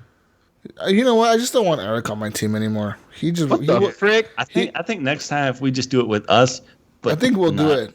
I think anywhere Eric was near holding Eric, us I back. think we'll be able to Eric, get you it. could be in the chat. I'm We're gonna offended. I just I'm think stream it, you can be in the chat. offended. I just Did you think take out a Brumac without Eric? I think we could. we could have I'm the one that took the Brumac out. with We'll ha- our special help and guidance through the voice chat. Remember, I was Dude, yelling I at was you? ignoring all of you. No, you weren't. Don't lie. I was. How dare you? I took my headphones off. We I were don't like know this fucking. game. We were like Gunny. goddamn customer support, and you were like a Comcast customer with no internet service, and we were fucking helping you get that shit back. We can have Gunny working on the suppository, and we'll all just Yeah. kill the Brumac. That's what I call it. The suppository, Gunny, really? Who the fuck calls it? I don't know. The It's just kinda, suppository. I didn't know what to call it. I didn't know the Suppository. name. Guys, I don't know what to call this base thing over here. Suppository. Tell 'em all. Instead of calling it headquarters or base, I'm just going to call it the suppository. You know what? You guys go ahead and do it. Go ahead and do Yeah. Horde without me, and I'll sit back. I'll watch you on Mixer, and I'll laugh at you. We got this. We got this. We're going to beat Go Wave for it. 50. Normal, too. We'll beat Normal. Wave 55. I'll have my Xbox ready. I'll be ready for the invite when you guys will be like, "Oh, we need Eric. Bro, we're on Wave 50. You're pretty By confident. ourselves." Hey, bro, For a person who couldn't beat a Brumac for like 2 times, you're very confident. We need your help. Snatchers, man. These snatchers. Those things scare me, dude. And what are the big ones called? Like the big things that they'll down you and suck you up in their belly and shit. Oh, Snatcher. yeah. Those things Snatcher. are horrifying. They are horrifying. Snatchers I and like then the Those are pouncers. snatchers, then what are the little ones? Especially when you're in the belly of Pouncers. it. Those are pouncers pouncers. and then Yeah, snatchers. pouncers, man. Yeah. They're like God, that's- flinging balls of Beefed up enemy molten bosses a lava little at you. bit. Anyways, enough Gears talk. Fucking A. Moving on. What else did you play, Brink? And so you just wait. What else did you play? That's it, man. I played some Battlefield 1 with you, but I don't know if that was in the last week. I Was think it? it was. That- Yeah, that was we fun, though. played That's fun as shit. Neville Knights, the new map. Yeah. Dude, that map That is game- so beautiful. Fuck, It is that beautiful. map is And that amazing. game plays really good. I think it's just every other game. It's maybe a little too much Battlefield. You know, that game. Because when I'm playing it, I'm like, I kind of want to play Battlefield 4, and then when I'm playing Battlefield 4, I'm like, I kind of want to play Battlefield Bad Company 2. When I'm Nah, not playing me. Battlefield Bad Company 2, I stick to kinda wanna play Battlefield. Battlefield Bad Company, and then No, I stick to Battlefield 1. I mean, I stick to this game. The only problem with this game that I'm having is lag. For some reason, every match is like a little bit of lag, dude. And like, it's been so bad sometimes that I'm aiming at my enemy. He's in front of me, like 10 feet away. I'm aiming dead center, chest shot. I unload an entire fucking clip into him. Yeah. And he doesn't die. Like, he's just like the bullets completely fucking magically curve around his body, and like he's like fucking Xavier from the X-Men. He's just blocking all my bullets or some shit. I don't know what the fuck he's doing, dude. I hate it when I get to 26% and then I die. Like, how did I only get 26% when I had the beat on him? I have beats on people, and like I'm shooting them, and they're just like boom, and the fucking shotgun killed me. I'm like, the fuck? How the fuck did you just kill hey, me? I'll say one thing. Every now and then you play a game and you have this moment, this awesome moment, and you're like, this is why I play games. This is awesome. You know, it's Yeah. so much fun. And we had one of those in Battlefield 1. Man, we loaded into this game, but it was empty, right? This game was empty. Yeah. And it was me and Jesus And then finally, like, another dude popped in on the other team. And you know how when it's waiting for a game to populate, you can just run around and dick around in the map and, like... Just blow shit up. You can shoot enemies and kill them, but it doesn't count as kills, and you can't see the name above their head or anything. It's just... It's okay, and so we're like, all right, we got to find this guy, kill him, right? And so we're sneaking around the map. You know, we roll in the tank for a while, and eventually we ditch the tank. And then... we're creeping through the village, and he kills us, right? And so then we're all mad. And then some more people started spawning in, but still not enough to actually start a match. It's like me and Jesus versus like 3 or 4 guys on the other team. And we spent like 30 or 40 minutes just running around this town, hunting these guys down, trying to kill them, man. And that was a blast. It was totally fun. Game. Yeah, they had like a mini tank with them. So then we brought a big ass tank with us, and they fucked us up still. Like, dude, that shit was crazy. Oh, yeah. We had like a Battlefield Bad Company too. The whole middle part of the city, the middle was just fucking destroyed from grenades and rockets and fucking tanks. We were blowing everything up, dude. Before a game actually even started. This was all pre-game. We were just stabbing people and killing people. They were just shooting us, and we were killing them. This is Battlefield 1? Yeah. Do you guys ever play? You guys ever play the close quarter matches? Whatever they're called? No, I only play Conquest. Play those as often. Frontline and Conquest and Operations. Yeah. I miss Battlefield 4. I do too, man. It's just I'm kind of scared to go back to it. But I do want to go back to it. Playing Battlefield 1 makes you realize how great Battlefield 4 is. Yeah, there's a guy in our community. I think his name is Raphael Clinton, and he still uploads videos for video clips for Battlefield 4. Dude, Battlefield 4, tons of people are still playing that. Like, tons of people are playing that game. It's all the people that hate Battlefield 1, they go back to Battlefield 4. The problem is, I went to Battlefield 4 not too long ago, and I tried to find a match, and like all the matches are like weird servers from like fucking Asia and shit. It's like, who the fuck is playing on this? Different rules and stuff. It's like, if you use an M16, we'll ban you. No C4 or no snipers or no respawn on teammates. I'm like, what? No, doing motorcycle jumps and then jumping off the motorcycle and then planting on like, C4 on the wall. Or like it says on there like, do not pick the helicopter or you will get banned. I'm like, well, what the fuck you mean? Like, don't pick the helicopter. What the fuck? And I've actually been banned. I'm always picking the helicopter. You can fuck off with that. So like I try to find Battlefield 1. I try to find like actual DICE servers or like EA servers, and they just don't exist on Battlefield 4 They're all over anymore. on Battlefield 1. That's why. They don't exist. Like, they just took them all off. They don't have them at all. Don't you have one for Horrible Gamers? I had a Horrible Gamer server on Battlefield. I think I'm just gonna have to buy my own server and like make my own rules again. It never works, man. I always buy my own server and then it never populates. It just never gets. Yeah, you never get people, right? You gotta have like the community go in there and like. Yeah, you gotta have a bunch of people lined up, dude. Otherwise, it doesn't work. Battlefield 4 game night. But then you go to join a server and Fred's fantastic fuckfest server is all populated full of people. Yeah, well, like no C4, no pistols, no this, no that. I'm like, what the fuck? Just knives. Yeah, I've joined a server one time where it was just knives, and I was like wondering, like, why the fuck are all these people running around with no gun? And then I look and like, sure enough, it was a server. The rules were no knives or like no guns, only knives, and like no grenades either, just knife. That's when you pull out an RPG. Maybe after I've played 300 hours of that game, but other than that, just unlock whatever, everything. Yeah, I don't know. There's so many unlocks in that game. Check that out again. See if like battle packs are actually exciting. It's crazy. Battlefield 1 is a beautiful game, though. It just going from Battlefield 4 to Battlefield 1, you realize how much prettier Battlefield 1 is. Like, it is. Yeah. Just wow, dude. Like, one of my favorite moments in Battlefield 1, my favorite experience in that game is being like one of the fighter pilots and like the single seater planes. And you just run around it and just take down other airplanes. It is so fucking satisfying to be able to shoot down a bomber. Oh, that's like the best feeling in the world. The other day, I was streaming on Mixer. And this is actually on my Mixer. So if you go over to Jesus Walks a Lot on Mixer, you'll be able to see the stream. During the stream, our blimp had came out, so I was flying around the blimp, protecting it from the other attackers and bombers. And there was this plane that kept spawning and bombing, like killing our teammates left and right. A gunny was on my team, actually. And this fucking bomber kept killing our teammates, dude. So I was like, I need to take this guy out. I took him out once. I'm going after him this time. I'm flying like right above him, shooting down at his guy, trying to kill his gunner. They're shooting me. I fucking somehow crashed into their plane. I was stuck on their plane. Like our wings got stuck together. So now they're flying through the air. I'm stuck on their wings, and I pulled the trigger, and I could see that I was still doing damage if I would shoot my gun. So I just held the trigger down. And it's like wing destroyed. It gives you the points for like the parts you're destroying on the plane. So it's like wing destroyed, engine destroyed, fucking plane disabled. And like they start going down, and they're going down with me because I'm stuck on their wing. Last second, I'm not kidding, guys. You're going to watch this on my stream.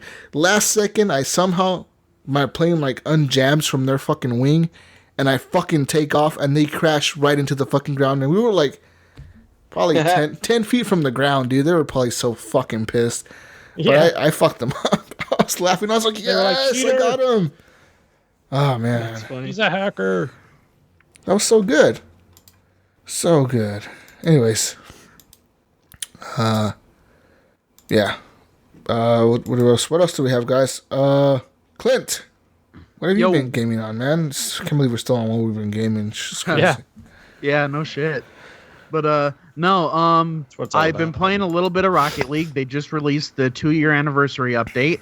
So they didn't add any maps, but they added a bunch of the collectible stuff, and it's just always fun to get back into. I also been getting back into 7 Days to Die.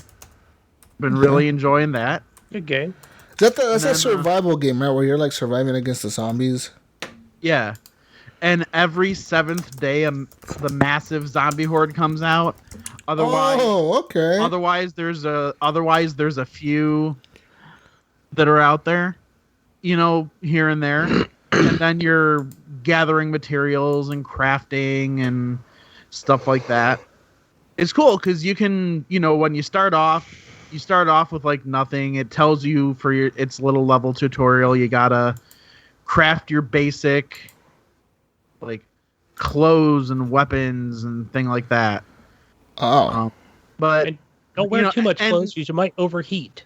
Yeah, and you can find houses and stuff, and then you build up and secure the houses, and you can build all these fortifications around it, and it's pretty cool. It's a lot of fun. I enjoy it. It's fun co-op. I mean, that's the thing. You can play single player if you want, but the bread and butter of this thing is the co-op. So if you have a couple people that you can regularly play it with, it makes all the difference in the world. Kind of reminds me of what's that game called? State of Decay. Yeah, a little bit. I mean, yeah, just a tiny bit. As far as like what Clint was saying, where let's say it's not even the 7th day, but you're in that house that you're trying to secure, and you've got all the windows boarded up, and they're gonna come and just start tearing those boards down, and it's hard to try and keep those boards up unless you have like more than 2 people. That sounds like Call of Duty Zombies, man. But or good weapons. Yeah, that's the thing, and you can totally upgrade the fortifications too, and you can like forge all this stuff, and it's a lot of fun. But other than that, I did actually take advantage of the big sale a little bit, even though I told myself I wasn't going to. Same thing with me, man. I saw Deus Ex. I saw Deus Ex, and I was like, well, it's just $15, Jesus. Like, yep, it's just $15. I was just like telling myself that over and over. Yep. Jesus. Like, me, what it ended up being was the only game that I really wanted was Far Cry Primal. Because the only game in the Far Cry series that I had played before was 3, and I didn't really like it. But people were swearing by Primal, and the Apex edition of it was $22. Well, I was talking to my buddy Loki last night, and he loved Far Cry 4. And he's like, well, dude, they've got the 2-pack with 4 and Primal, and it's $28. That's a good deal, dude. Yeah. I ended up biting the bullet and getting it. and See, I started playing Far Cry Primal. Oh my god, that game is fucking fun. I'm telling you, that's a good deal because being as a person that has bought both and I've only beat. Well, I haven't even beat either one. I just gotta say that you got a lot of gameplay for fucking $28, dude. Like, fucking hundreds of hours probably. Yeah, and then the other game I ended up getting and playing a little bit of today was the remake of the original Resident Evil, because that was $8. Is that Resident Evil 0 or something? No, just it regular. wasn't 0. It was just straight up Resident Evil. The original. Okay. Yeah, where you get into the mansion, you go around the one corner, and you see the zombie. I remember its head after eating the dude. Remember the first time playing that game, dude? What game? Fucking Resident Evil. My Oh, okay. aunt bought it for me. I was like, what? I was like maybe 8 years old. My aunt bought it for me. I remember because she was like a big gamer. I didn't know this like back then, but now I'm looking back at it. She was a big gamer, and I had it on my PS1, and I had just got the PS1. I was so excited, and she was like, "Let's go buy some games." She would always take me to buy games like at the pawn shop, or there was like a little game store that she would take me, and we'd buy used games and shit. Like a local shop in Vegas. I remember she took me and she bought me Resident Evil, dude, like the 2-disc, right? It had like 2 discs on it or whatever. Oh man, I was fucking creeped out. I've never played a Resident Evil game. Oh wow, They're hard. Never ever. They're fucking hard. Dude, They're hard. Was it 7? The last one? That Yeah. game was Yes. badass. Dude, that game was fucking scary too. It was badass. Like like Maya or whatever her name was, your dead girlfriend That bitch is Yeah. in crazy. the beginning. Bitch is crazy. Dude, when she came and she fucking stabbed that screwdriver into my hand and I was like, tried "You to pin me bitch. to the wall. I'm trying to save you. I was like, you know what, bitch? We're done. We're breaking up. Like, fuck you. This is over. You're abusing me. When you finally get away I from was the like, house and "Bad you're paddling away in the boat and you're like, finally this game's over. I've been so stressed out playing this game and it's not even close to being over. There's Yeah. like another 3 or 4 hours after that. That game is intense, dude. But the crazy thing about that game that is so creepy, yet they do it so well. Like, there's moments in that game when you think you're safe. You're like, okay, I'm in this hallway. It's kind of like, okay, nothing in here. And then you look back and you at the corner of your eye, as you're turning around, you see someone walking by the door. You're like, oh, fuck. Yeah. Fuck. And then it's like, then you have to go back. No. You have to go back that way. You realize when you get further into the hallway that you have to turn around to get something that you left in the other room. You're like, fuck, I have to go back there. Like, no. Or when the you were- dude's chasing you around the house. Oh, and you're man, breaking trying to be through like, walls. Where do I hide? Oh my god. Yes, and then when he corners you in the garage. Yeah. Oh, and then when you're in that garage scene was crazy. Oh yeah, and then when you're in that downstairs area afterwards, and there's all that like black, like moldy shit on the wall. It's like you don't know when these dudes are gonna like fucking come out of it. Yeah, And them all of a damn- sudden the dude them comes like damn right fungus behind monsters, you. It's like, man. son of a bitch. Those damn fungus monsters will come up behind you when you least expect it. Oh, dude, Yeah. it's so crazy. Yeah, dude, it's insane. Wingman. But no, I decided I was gonna go back to the game that started it all, and man, I forgot how challenging that game was. It is. It's hard. Imagine me trying to play that at 8 years old where I'm just scared of the game itself. Fucking shit is hard as fuck. And my aunt is just laughing her ass off because she told me, yeah, you should play this in the dark with the lights off. I'm just like, okay. You know, I think she That'll was messing traumatize with you for too. life. She was totally messing with me, dude. It scarred me for life. To this day, I remember that stupid opening screen, Resident Evil. And I'm like, oh, fuck. I can still remember that, dude. I remember all of that. It's crazy. Dude, I did that with what was that game? It was in space, and Dead it had the Space. Dead Space. Yeah, dude, I did that. I had my headset on. I had Like, oh, all we'll the play lights off this. in the house. All of them off. It's pitch black in my Oh, house. man. Headsets. It's blared. It's cranking in my ear. And then you're playing. And you're Yeah. trying to help the guy. It's like right in the beginning. Yeah. You're trying to help him, and this necromancer's like. I'm like Oh, Dude, man, I that's literally crazy. paused the game, turned my light on, and I had to just take a deep breath. What, Oh, guys? That was me back on the GameCube with Eternal Darkness. Oh yeah. That game, like, had some scares and shit, and would just do random shit to mess with your head. Guys, I challenge you, Eric, to play that Resident Evil 7 in the dark. Dude, I don't want to play. I hate scary things, bro. I do not watch scary movies. I don't play scary games. The only scary game I played was Dead Space. For charity, Eric will play a game in the dark. Resident Evil 7 with his headphones on, and his wife will leave the house for the night. I think we have someone here to corroborate our story about how Eric wouldn't carry us. Yes, exactly. We have a new witness. I bring a new witness to the stand to corroborate my story that Eric did not carry the Horde Mode team. He failed us at wave 50. Wingman 709 from this Xbox Live. Yeah, because remember, we made a deal. I killed the Brewmac, and we made that deal. That's not a get out of the Horde Mode free card. Yeah, you got to finish it out. Part of the contract stipulated, Eric, that you must carry us through all wave 50. Level 49 on casual. Come on, you lose your car. Wingman, welcome to the show, Wingman. What up, Wingman? I hope you can hear me okay. I got a brand new setup that's not been fully tested. You sound like you might be using. You sound like you might be using your computer mic at the moment or something. Like you sound far away. Like. Yeah. But not that far away. Yeah, just kind of far away. Kind of far away. Not too far away. But you sound okay. You're like in the room, just. Yeah, I think it's the camera. I think it's the camera. No, that sounds better. That suddenly sounds better. Did you change something? You heard the clicking? Yeah. No, your voice sounds better all of a sudden. Yeah, I think it's the camera. Yeah, it's the camera. Okay, I got to figure out. Go to your Skype settings. Yeah, just go to Skype. That might be in the Skype audio settings. Anyways, while Wingman troubleshoots his connection here, guys. But that was all I'd played though. Awesome. Shouldn't be that. Eric. Yeah. I'll let you go next, buddy, since we're giving you so much shit about Gears. What have you been playing?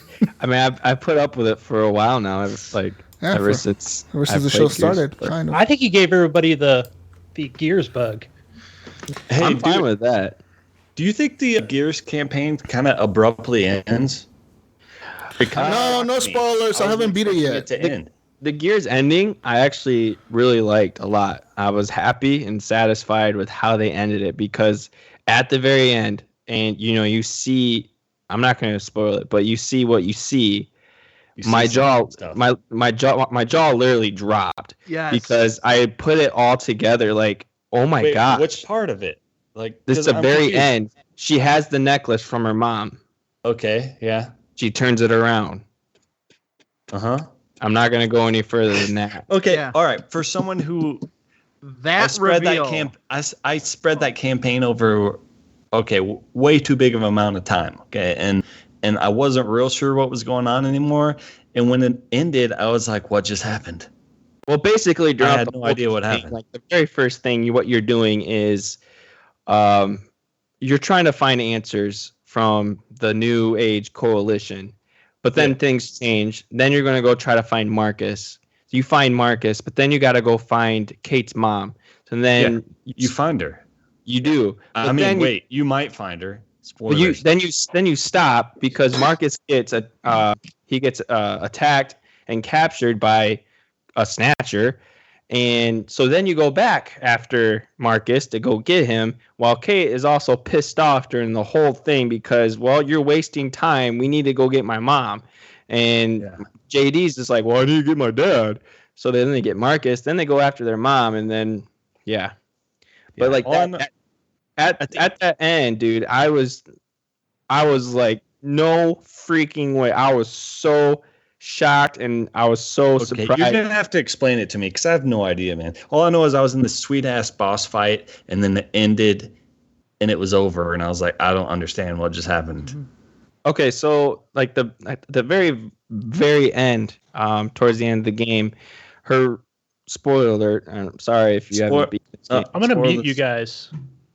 All right, mute me. You can tell me later if you want. The man. game's been out long enough that I think a spoiler is okay. Yeah, but we've got some people here that haven't beaten the game, and to take that away from he's right. It's been out for forever. Just spoil it. Who cares? Okay, it's your fault. Eric's kind of right too, though. That Marcus is a zombie fuck there. An ending.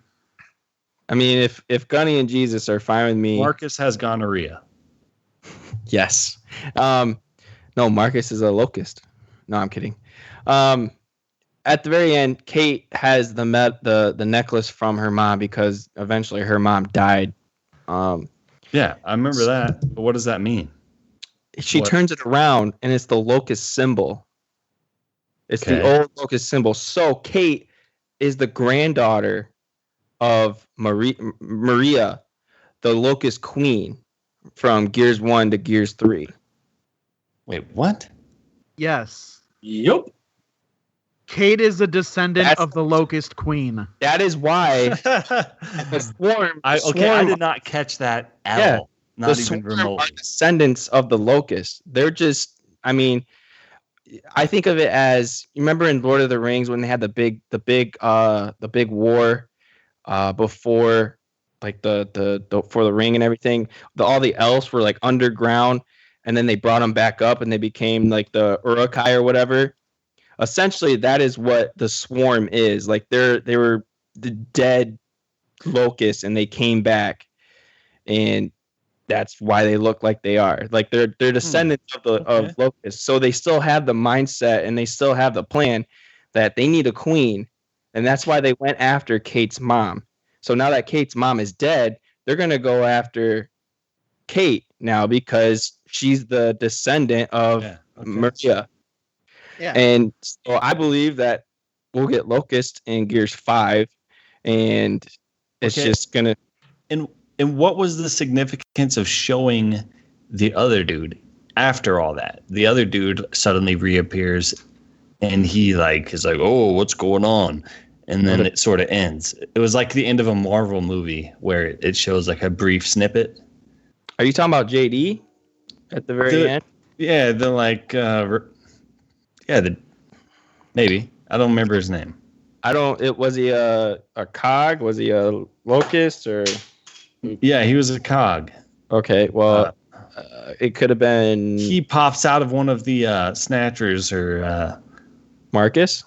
No, not Marcus. I think he's talking about Oscar.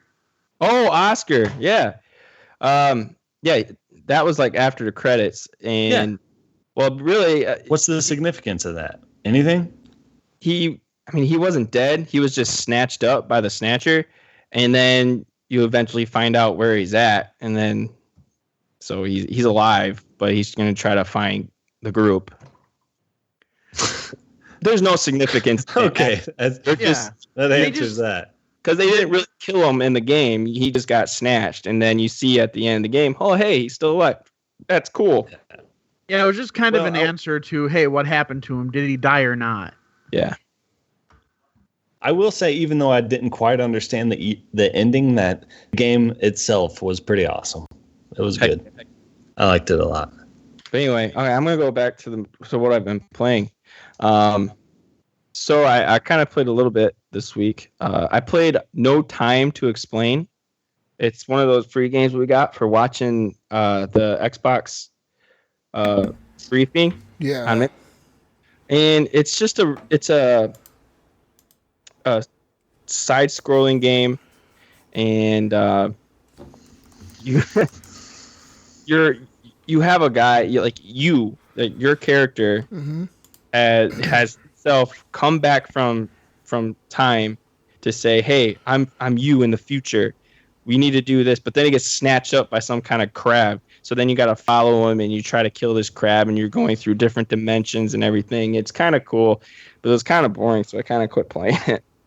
I played some Rise with you, Jesus. And you did. Multiplayer, and that was the first time I played the multiplayer for Rise, and it was actually quite fun. The graphics in that game, man, it's just to they this hold day up still. They hold to up. this day. There's still some of the best Xbox One graphics out there, dude. Like literally, if you haven't played Rise, you need to play it. It's like Crysis Engine, dude. It's graphics powerhouse, dude. I can imagine what like Crysis 4 would look like. Beautiful. How are they not making that yet? Seriously. And how did they not announce a Rise 2 yet? Crysis 4 with CryEngine 3 or whatever the fuck, or CryEngine 4. It's just called CryEngine now, isn't it? CryEngine. I don't think Rise made a lot of money. I No, don't think it didn't. made a lot of sales, and I don't think that's why we're going to get a Rise. Yeah, 2. it's because of this thing where everybody was pissed off about there being quick time events, even though they were actually implemented pretty well. Those quick time events are pretty fun because you like chop people's arms off Hell, and dude, shit. they were awesome. I loved it. I don't understand. Who cares? Some of my favorite executions in that game is in the multiplayer when you and like your partner that you're playing with, you both stab the same person. Did that. We did that. Yeah, that was freaking awesome. That's like you held him and I cut his throat. It's like some Sparta shit right there, dude. Like one of them's like stabbing him, and the other one's like holding the guy up. It's like fuck, this is intense. Like it made me feel like we were actually on a team. You know, like we were working together to do a mission. It was great. Another game I played was The Division with Gunny, and Hoorah! I feel like they've made that game harder. They did. Because they haven't. You guys just. Oh suck. yeah. That might be too. We might just really suck. Well, we were level 4. I maybe because Eric. Another thing I thought of, it did say that second mission that you chose. I mean, we went through that first one, which was like the beginning. You have to go through it. Madison Square Garden, right? Yeah, I forgot what the first. I get the doctor. Yeah. That's Madison. But so Square yeah, Garden. that was pretty simple. And then I think the second one we chose was like where you go to that hospital area that's close by. It's close by your. It was levels 5 through 9, but I was like, we can handle it. Yeah, they were level 7. Stick to your level, bro. That's the thing about the game. You were both the same level, right? Right. Yeah. Like close. Okay, because I played with Jesus before, and I was like level 30 or some shit, and he was level like 8, and it was a nightmare. Basically, Brink had to carry me the whole time. I just stood there. Oh yeah, no, that was the same with Gunny because he was level 22 and I'm a level 5, and I'm like, they changed it, it'll work. No, I got shot once and I went down. I'm fuck that game. That game is stupid. It'll when buff they the do enemies that. to whatever the highest like level in the game is. Stupid shit. At least that's the way it used to be. Dumb. Remember me and Brink one time we were playing, and this one dude we met in the dark zone. Remember the guy we met in the dark zone? That random player we met in the dark zone. He became our friend or whatever. I remember you telling the story. The guy, this is like our master guy. This dude, like, met him in the dark zone. He could have totally kicked our asses, but he was like super Dark cool. Zone Sherpa. He was cool as shit. He was like, "Hey guys, I'll help you guys like out." 8 years old too. He like lived there, right? Yeah, he basically lived. This guy lived in the division. I don't even think he was a player. I think he was an NPC that just lived there, and he's there to help you. Anyways, we're playing a mission, and all of a sudden, like, we see like, oh, this person joined your fire team. And me and Brink are just talking and playing, and we're going to this mission like nothing. This dude joins, and all of a sudden Brink goes down and I go down. Like the sniper just fucking auto lock and shoots us. One bullet, we're down. And this dude's like, guys, why do you keep going down? We're like, dude, you're like level 40. We're level 19 and you're like level 40. And like those guys were totally scaled up to that dude's level. Oh yeah, and we were doing fine before then. Yeah, totally. But he joined our game and he was like 3 times the level as we were, and all the enemies instantly got scaled to his level. So suddenly we couldn't, and we didn't invite him to the game. He just joined. Yeah, and suddenly we couldn't feel anything. Nope. They were supposed to have fixed that too. Yeah, they didn't. Yeah, right. Yeah, they definitely did. They fixed it. Yeah, right. Yeah, I know. That's why I stopped playing it because Fucking division. it was Look, that game has some issues, but it has so much potential too. It could be so much fun. Sometimes, it is like, a really cool game. playing with that guy when we were with him on his fire team and we were in the dark zone, dude, like, we were kicking ass because he like knew. Follow us, man. I'm gonna take you here. Like he knew what to do. He's like, all right, guys. Chest. He's like, guys, we're gonna hide right here. We're gonna wait for the helicopter to come. Then we're gonna go up there. Don't. He's like, for you in the dark zone. he's like, don't go up to this. Don't go up to the rope right away. Wait till somebody throws a grenade first. Sure enough, somebody would throw a grenade, and all of a sudden everybody would be there. He's like, all right, now run up there. I'll cover you guys. Yeah. He was like killing everybody for us, and we were just like, oh hell yeah, dude. It's pretty awesome. You want to get extracted? I can make that happen. Totally. He was like that type of dude. He was fucking Rambo, and we were just like, they're like, oh, hey, what's up, dude? You don't know what's going on. Yeah, we're just here in the dark zone. You don't have a clue. It's a pretty cool concept, the dark zone. It is. It's a cool game, I guess. Some people spend their whole division existence in the dark zone. Like that's all they do. And we're good at it. Yeah. Remember those guys that kept killing us over and over and over and over, and we would spawn and we would run outside and they would just shoot us? Yeah. Go to seek vengeance and then just get murdered again over and over. That happened.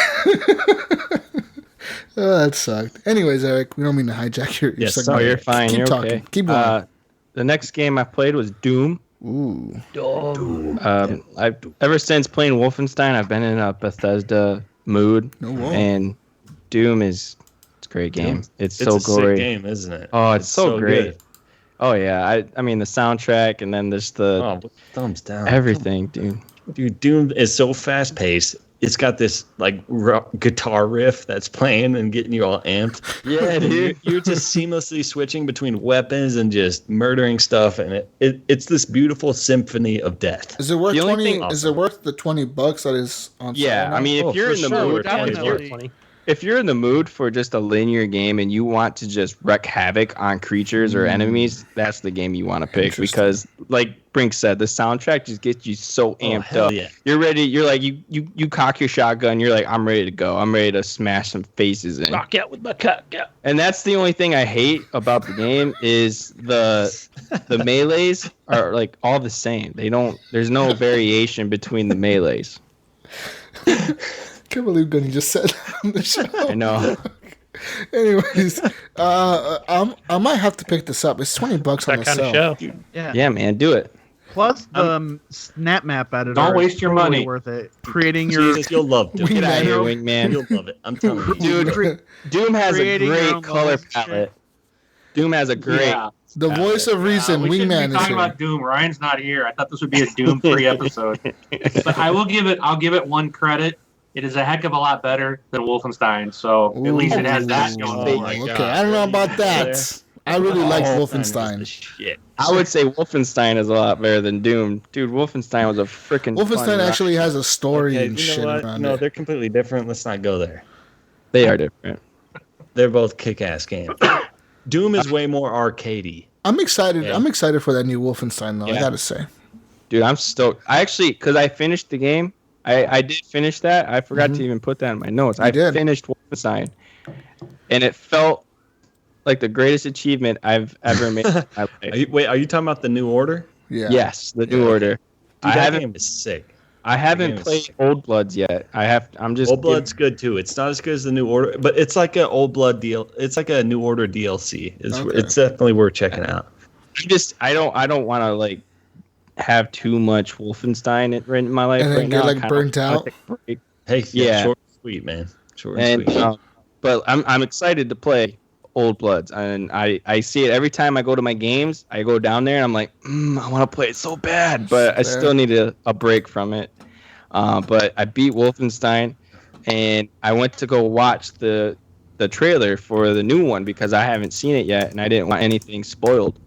And my questions got answered because I was like, because at the end of the game, he's just there. He blows up with the building, but he goes into a coma, and then he wakes up in the trailer, and what's her name? Anna is pregnant, and it's like it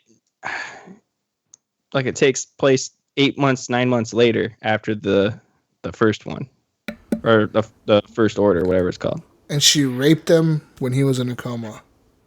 Apparently, no, because they were banging it out in one room in a little hideout. You got to see that. That was interesting. Whoa. But no, all my questions got Did answered. you find about any of the old Wolfenstein Easter eggs? Yes, I found the one because it was you walk up to the bed and it's like Nightmare, but you see the poster of like the old game. Yeah. I was like, well, what am I gonna see here? I click Nightmare and I go into that dream. And I'm like, oh, this is That's so fucking cool. Oh, Yeah. hell yeah, dude. That's awesome. Yeah. That I game's remember got that. style, man. That game It does. has got style. Dude, that game it looked great too. A lot of people thought when I was streaming it, they're like, are you on PC? I'm like, no, man, I'm on Xbox. Like, wow, this game looks really good. Yeah. Isn't it 1080p 60? Yeah, I think gotta it is. On I Xbox? watched that last hour on Mixer, and it was with Eric's gameplay. Yeah, I mean the game, I loved it. I loved every second of it, and I may do it again because there's 2 story modes you could do. There's a Wyatt storyline, and then there's another character storyline. Oh, the dudes you save in the beginning, right? Yeah, you either have the choice to save the rookie or the older dude. Yeah, and I saved the older dude. The rookie should die. I did too, but I want to see what happens when you save the younger dude. I think I saved the younger dude the first time, and I never played it again. I should you're go. a bitch. Dude, go back and play. He has more to live for, motherfucker. The old dude's gonna die anyways, like in 2 years. The old dude earned his right to live. Old dude's gonna die 2 years after the war, anyways. Let him die. I saw the old man in the new trailer too. You're weak, man. You're just showing weakness right now. Shut your mouth, Brink. Yeah, you're just showing fucking. You're I don't want to be in a war with you, motherfucker. You're gonna let Gunny live over me? Oh, you asshole. No question. Lives every time. And go play Wolfenstein. Gunny lives every time. Another game I played was The Final Station. It was another free game. Oh yeah, I have that. Is it good? It's all right. It's just an 8-bit side scroller game, and I don't know much of it because I played like 10 minutes of it. I got bored with it. I really did. It couldn't have been that good then. It looked kind of dumb. Yeah, I don't know. I may go back to it. I don't know. No, but you won't. No, you won't. Probably not. No. I don't even know if I'll go back to Ori and the Blind Forest, unfortunately. I'm just so discouraged because I'm like stuck and I can't beat this part. I don't even remember the part where I'm at, but I still need to finish Max Curse of Brotherhood, man. I do too. So do I. I've tried going back to that game so many times. And the other trying game to get I my really want 8-year-old to finish, I got to get it on the Xbox because I had played it on PC, but I want to finish that Brothers: A Tale of Two Sons. Oh. Yeah. But I know how was the depressing that game is. I don't know if I want to go back to it. Is it depressing? It's. I don't want to be depressed. That's not why I play games. I saw the ending spoiled for me, and yeah, it doesn't end on a positive note. Huh. But I still want to play it though because I just remember loving the way that the game was laid out. I played another game and I tried the Skyrim remaster with the mods too, but my game crashed and it took me back to the home menu. You fucked up your load order, dude. You did. You gotta get that load order. You gotta get the compatibility going. Load order. Yeah, you gotta be a load order. I know. I was just picking all the nice things. You gotta get good at it. Load order connoisseur over here. Yeah. I need to know the load order. Load order all the way. You're lorder. The loader. All messed up, man.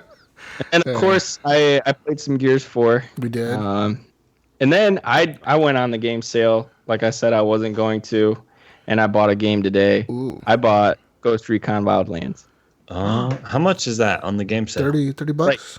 $38. Too much. Just too much. I'll buy it when it's 20. It's too much. Too much for me. It's too much. Me and Jesus, we played that beta, and we're like, no, I don't know. Not for us. Not for me. I don't have time to play with people online, man. Like them SWAT team dudes, man. You can be prone in the grass like 4 miles away. I remember and that. They will see you. I remember that. We were trying to break into that base, right? And we kept getting killed by those stupid fucking assholes. Yeah, no. Into it like a prison. Yeah, it was like some kind of base. It's not their fault that you guys suck. How the fuck are we supposed to be Delta Squad elite soldiers? Elite, man. We're fucking elite of the elite. We're the tier 1 operators, and we're getting our asses kicked by fucking privates. We have Navy SEAL tactics. That's right. We're like, we have fucking cool call signs. We have cool call signs and cool gear. We're supposed to kick ass. We're Americans. Yeah. We went in there and we got our asses kicked. It's not cool. I mean, I'm still learning how to play it. So I got it, and I was able to only really play a little bit of it because my wife wanted to go on a cleaning frenzy, and so I had to help her clean. One of those frenzies. Oh man, are you okay? Did you survive? Talk about it. Oh, you need to talk about it, Eric. No, we tore apart our bed that we had, and then it was stupid. We had to move because she got a new dresser because our other dresser was broken, and the way we had the layout wasn't working.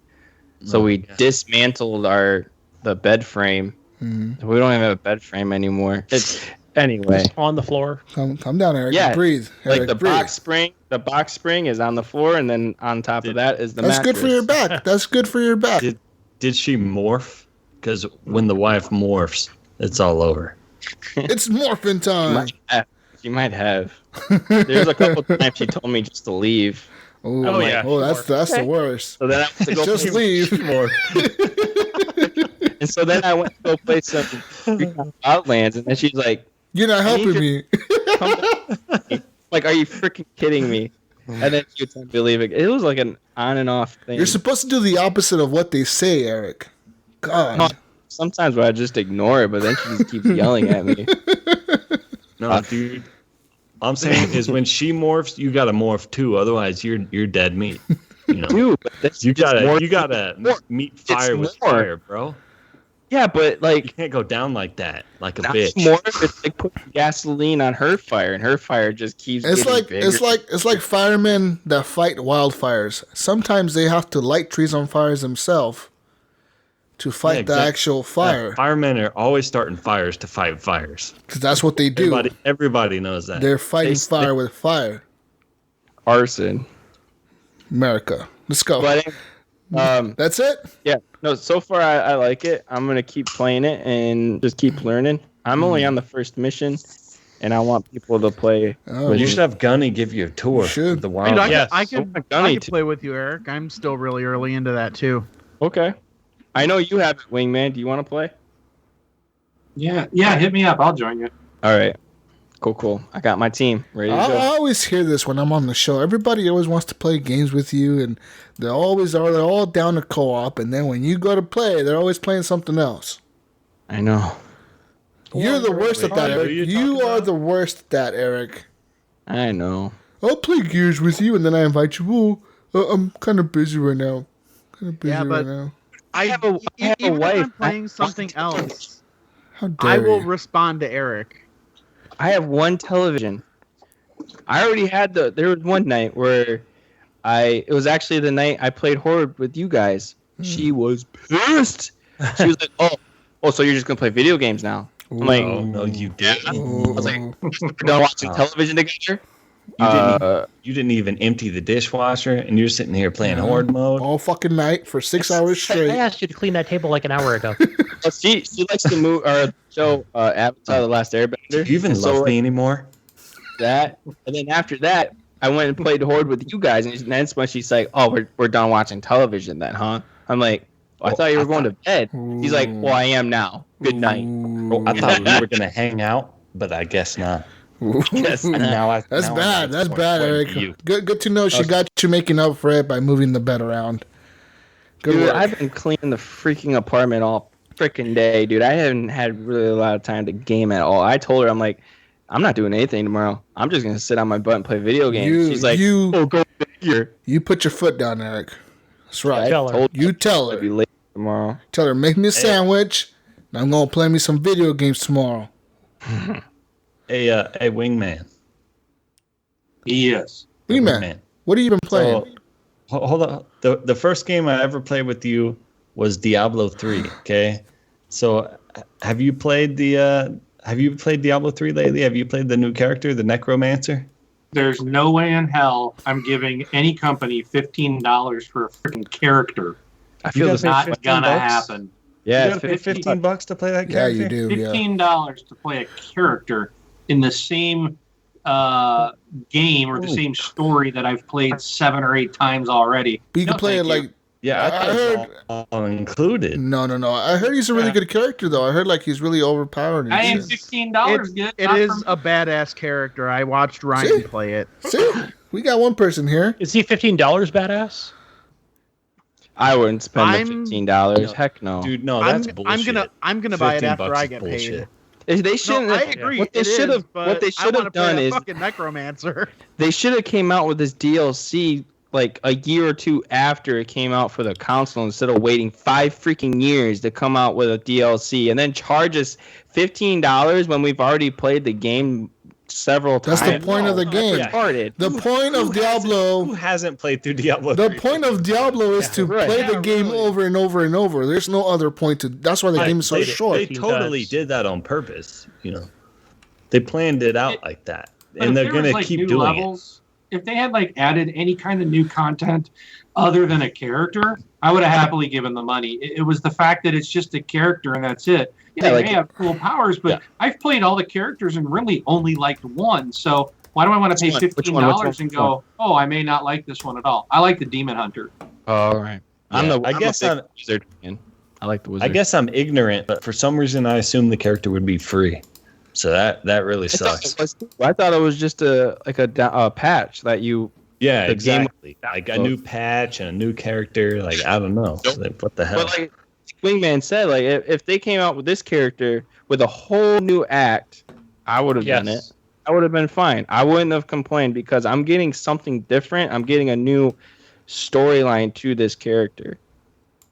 But no, they want to be greedy and charge me $15 freaking douchebags. They can never. Barbarian kicks ass, by the way. Screw Demon. I'll wait till it's $6.99 or something on sale. Then I'll pick it up. Dude, my Barbarian's a fucking beast. I put my 100 hours into that game already. It's a good game. It is a good game. It is. It's fun. That. $15, guys. Come on. But I ain't spending that. Heck no. That Blizzard, man. All I want to know is how does Blizzard playing Paladins? All I want to know is how Blizzard goes and makes like they're gonna release a new character. I think it's Doomfist for Overwatch here pretty soon because they already dropped a trailer for him, and they're gonna release him soon. I think soon because why would they be dropping trailers? But he's free. All the characters in Overwatch are free. I just want to know how the fuck they think. Like, hey, let's release characters on Overwatch for free, but let's charge people for Diablo. That's because Diablo is the bread and butter. I mean, that game's been around for decades. Yeah. Not that. Well, yeah, true, yeah. True. But it's been around for a long 5 years from now, people will still be playing Overwatch. Yeah. I can guarantee you. Like, that game is not going to leave. But just, it's crazy because most other games where you have multiple characters like that, especially your fighting games, they're horrible at that. Yeah, where they charge extra, like, just for skins and shit. Dude, not just the skins, but just the DLC characters. Yeah, I fell into that trap with Mortal Kombat. Yeah, they're Mortal Kombat. They're bad at that. But anyways, but it is kind of rewarding though, even though I hated paying for it. It is kind of rewarding to be able to play the Alien versus the Predator. Gunny Chief. Yes. I know you're like, oh, I've been playing games too, guys. Tell me, something. Okay, what did you play? What did you play that we haven't talked about in this last hour and a half? Oh gosh, is there any on this list? Actually, there's only one on my list that we haven't talked about, and I'll start with that, and that's Dirt 4. But that's a game I already played. I just still progressing through the story. I thought you've talked about that for like 2 or 3 weeks now. You have. No, I only talked about it last week or the week before. 2 weeks ago. I thought it was last week. No, I don't, because I didn't play it last week. How is Dirt 4 holding up for you? Good? It's holding up really good. It holds up great with a Elite controller on the PC. I'm having a blast with it. It's a great game. Speaking of Elite controller, Brink, I do not have that problem with my Elite controller. I do. Where's my Elite I think controller? I do. Fuck is it? Hold on, be right back. If I hold it upside down, I think both, right? Mine's fine, but like I said, I don't play with mine all the time. Like I only play the left side. Left side is like that. Apparently, they changed their policy. Well, they will replace your Elite controller at least one time. So I'm thinking about just getting a new one. Really? Oh, I did that. When I had something spilled on it, like orange juice. I had orange juice spill on it, and I had someone clean it for me because I didn't trust myself to clean it. I didn't think I would be able to do it because I would probably break it. And then it was still sticking on me. So I just I'm gonna go buy a new one. It's like the bed of the joystick is loot or something. I can't explain it. You can buy 3 of these. One of those elites. You don't have an elite wingman. You never had. I'm surprised Wingman doesn't have one. Honestly, I'm telling you, those paddles are amazing. I sleep with this Wingman right here. Sleep with this. Well, that's why it's broke. Jesus Christ. That's why the left stick is. Oh. I'd buy another one, even if I knew even if I knew the joystick was gonna break after a certain. I'd still buy another one. It's so I don't good. know, Brink. I don't see any problem with it being fucking loose. I'm gonna wait till it actually breaks to use my warranty. It does work fine. Even It works though it's perfectly loose. fine. It There's does work nothing- fine. Yeah. Nothing It's wrong just with annoying. it. I only have a couple more months until it's been a year. So I got to get it replaced within that year. So I think I'm just going to do it. Mine Yeah, but ends then you're in. just gonna get a refurbished one. You're not even gonna get that one back. Well, it might still be in better condition than mine. Maybe. I would just go out and get a new one. Stop yelling at me. Anyways, Wingman. Are you done with your games? Can you Dirt 4? I only talked about Dirt 4. All right, What else? moving on from Moving on from Dirt 4. What's next? I will mention that, like I said before, I'm down for some Gears, but I won't be an engineer, or maybe I will. No more engineers for you. 50. Did you play some Paladins, Gunny? Because that game's awesome. I don't think I played it at all this week. Well, No Paladins this week. Not even Sunday. I didn't play it. But yeah, I think about Paladins. That character who I was playing with. I'm getting it down. I'm enjoying the game every time I play it. The game is very competitive. It is. I noticed some of the strategy for some of the characters is not to just run to the middle of the circle and stand there and try and shoot enemies. It's not going to work. So you're that guy who's not helping me in the circle, you bastard. Right. I'm the one that's like standing way back out behind a house. I'm in the circle by myself screaming, I need freaking help. Oh my God. And then nobody's helping me. And you're like, you don't see me. You know what? That's because I'm in the background. I'm like behind a house trying to snipe enemies off. Yeah, okay. Yeah, that's why. So, yeah, we'll play. But I don't know. Did we play Sunday? I can't remember. If we did, it was. I think maybe a match or two. Yeah. Yeah, looking forward to playing that more. Mm-hmm. The other game I played, just like Jesus, I played City Skylines on the PC. How many citizens did your city have? Oh, gosh, not that many. Lame. That's the bigger citizen. Talk to me when you get the big what's that thing called? The space elevator and the big mega hotel and the game developer studio. Speaking of lame, you shut your mouth. That game is so lame in general, man. You be quiet. No, it's fun. It's fun as fuck. Yeah, I mean, I keep trying to go back to it, but I think I keep going bankrupt. So I like that competitive part of the game where, you want to get as much money in the bank as possible, or kind of keep your city running. Yeah, you do. There's times where my city does lose a lot of money. Like I said, when I repurposed all the buildings and I redistrict all the zones or whatever, like change the districts or whatever the fuck to tourism, all the shops got destroyed, so I loses a lot of money. But then after like so many turns, like 2 or 3 or 4 turns, like 4 days go by, and then everything starts coming back again. Right. So everything kind of levels out, right? Gonna happen because you are gonna you're gonna lose money, taxes and shit. Anything like how you first started it out. All your citizens do start dying off after a while. Like you gotta build houses so they start families and have kids, and then that's how the population will increase as well. You gotta do a bunch of stuff. Educate your citizens because they're really stupid and they light everything on fire. I haven't gotten any trains or anything. I got trains, I got boats, I got planes. I like those roads. Those new roads they have it has like a bus lane to it. Yeah, those are fancy. Those are awesome because even early on in the game, you're going to find that some of those roads are just the traffic's gridlock. So the traffic. It doesn't matter. Pause the game, traffic, come back in, gridlock traffic does not matter in the game. Like no matter what you do, like you should see some parts of my city where I've built like fucking ramps and shit. Like this doesn't matter what you do. Traffic is always going to be bad. Yeah. Hey, you guys know what's even more boring than playing City Skylines? What, Brink? Talking about City Skylines. Be quiet. We're talking about farming city. City Skylines is a good. You know how many people it's been around for a long time. You know how many people just force close their podcast app because they don't want to listen to this shit? You know how many people force closed it when you started talking right now? Be quiet. Gunny, I'm still tell me thinking about buying what's it. next. How would you I built a city guide and built a railroad track, and now all my citizens have I built a park. Actually, Brink, I will correct you and say that some listeners of the show have actually bought the game based on how much I talk about it. Anyways, Gunny, what else have you been I playing? feel bad. All right, so hey, man, and I renamed some of my roads too. That was cool. The other game I played was Fuck does that? Rainbow Six. I went back to Rainbow Six Siege. In this week's episode of The Horrible Gamers, Gunny has renamed roads. Actually, Gunny, Stay tuned to hear what they are. we did. You don't want to know what they are? Actually, it was Alan Maybe, Oh, fuck who I man. was in the party with, and he told me to change them to Highway 69, and I did. And I said, Perv. God, so I'm like, dude, look what I did. Look at 69.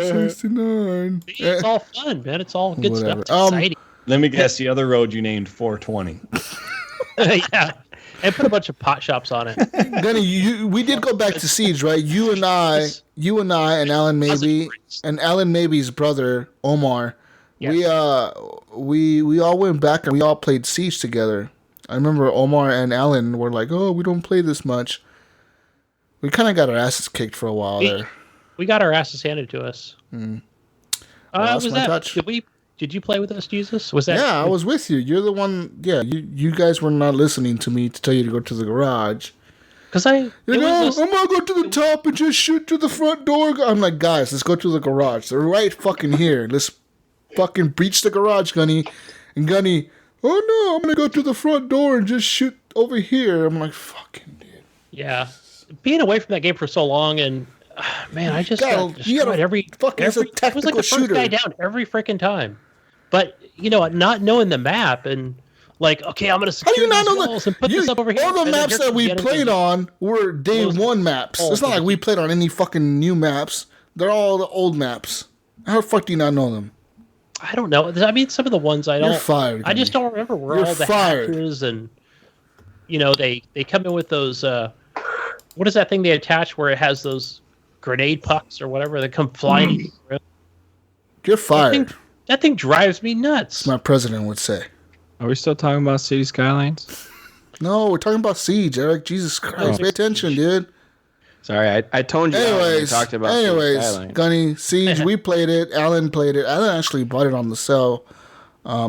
We need to get a community game night again and get all the listeners on Siege, man, because Siege is a great game for community game nights. It's fucking fun. And I actually played with Wingman as well the other day. We were playing Terrorist Hunt for a while there. It was Wingman, me, and who the fuck was with us, Wingman? The Canadian, the angry Canadian, right? Oh, Carbide, yeah. Angry Canadian. He was with us. But yeah. Anyways, Gunny, next game. Next game was Wildlands. Back to my Wildlands. I did.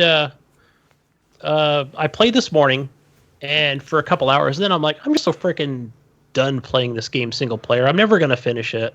Still got like 6 areas to clear out. And then Andrew, our news guy, joined in, and like, let's play. So I ended up playing for a couple more hours after that. And Eric bought it, and I played it for a couple more hours. So yeah, I can't get away from this game. It's just too much fun.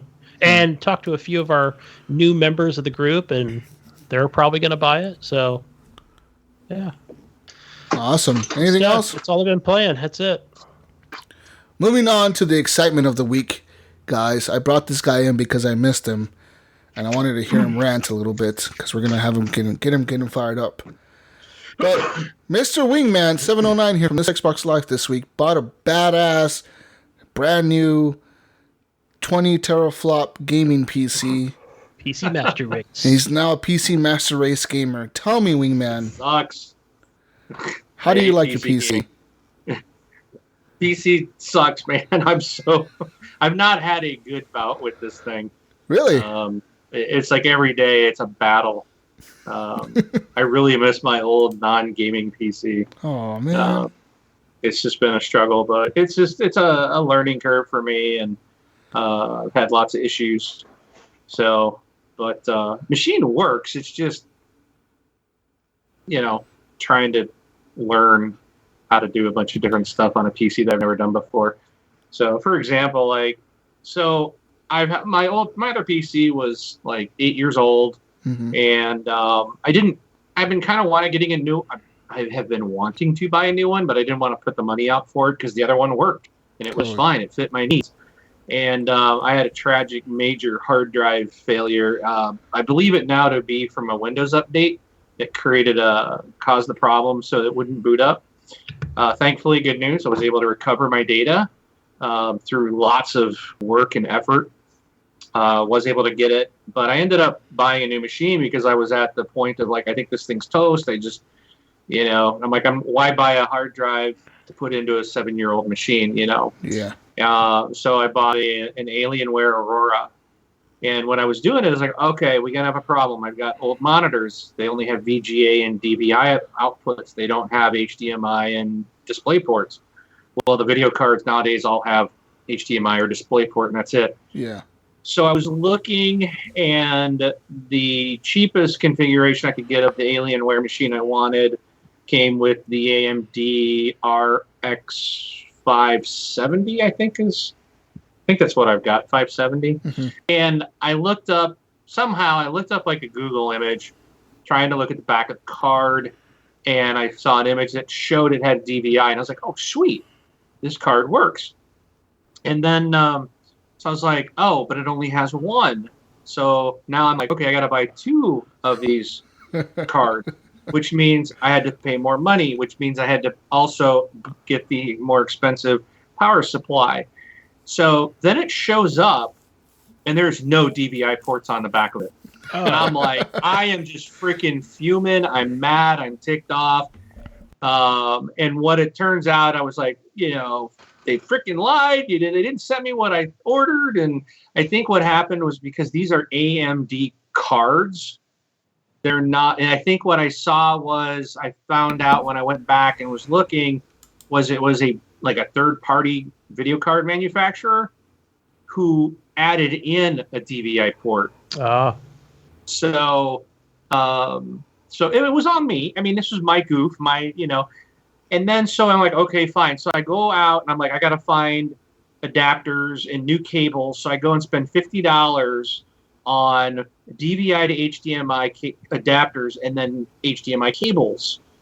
Well, each card has one HDMI input. So I plugged them into each card. Well, only one monitor would come up. So I'm like, what the heck? And I'm fighting with it, trying to go in, trying to get it to come on for the second monitor. I swapped the cables.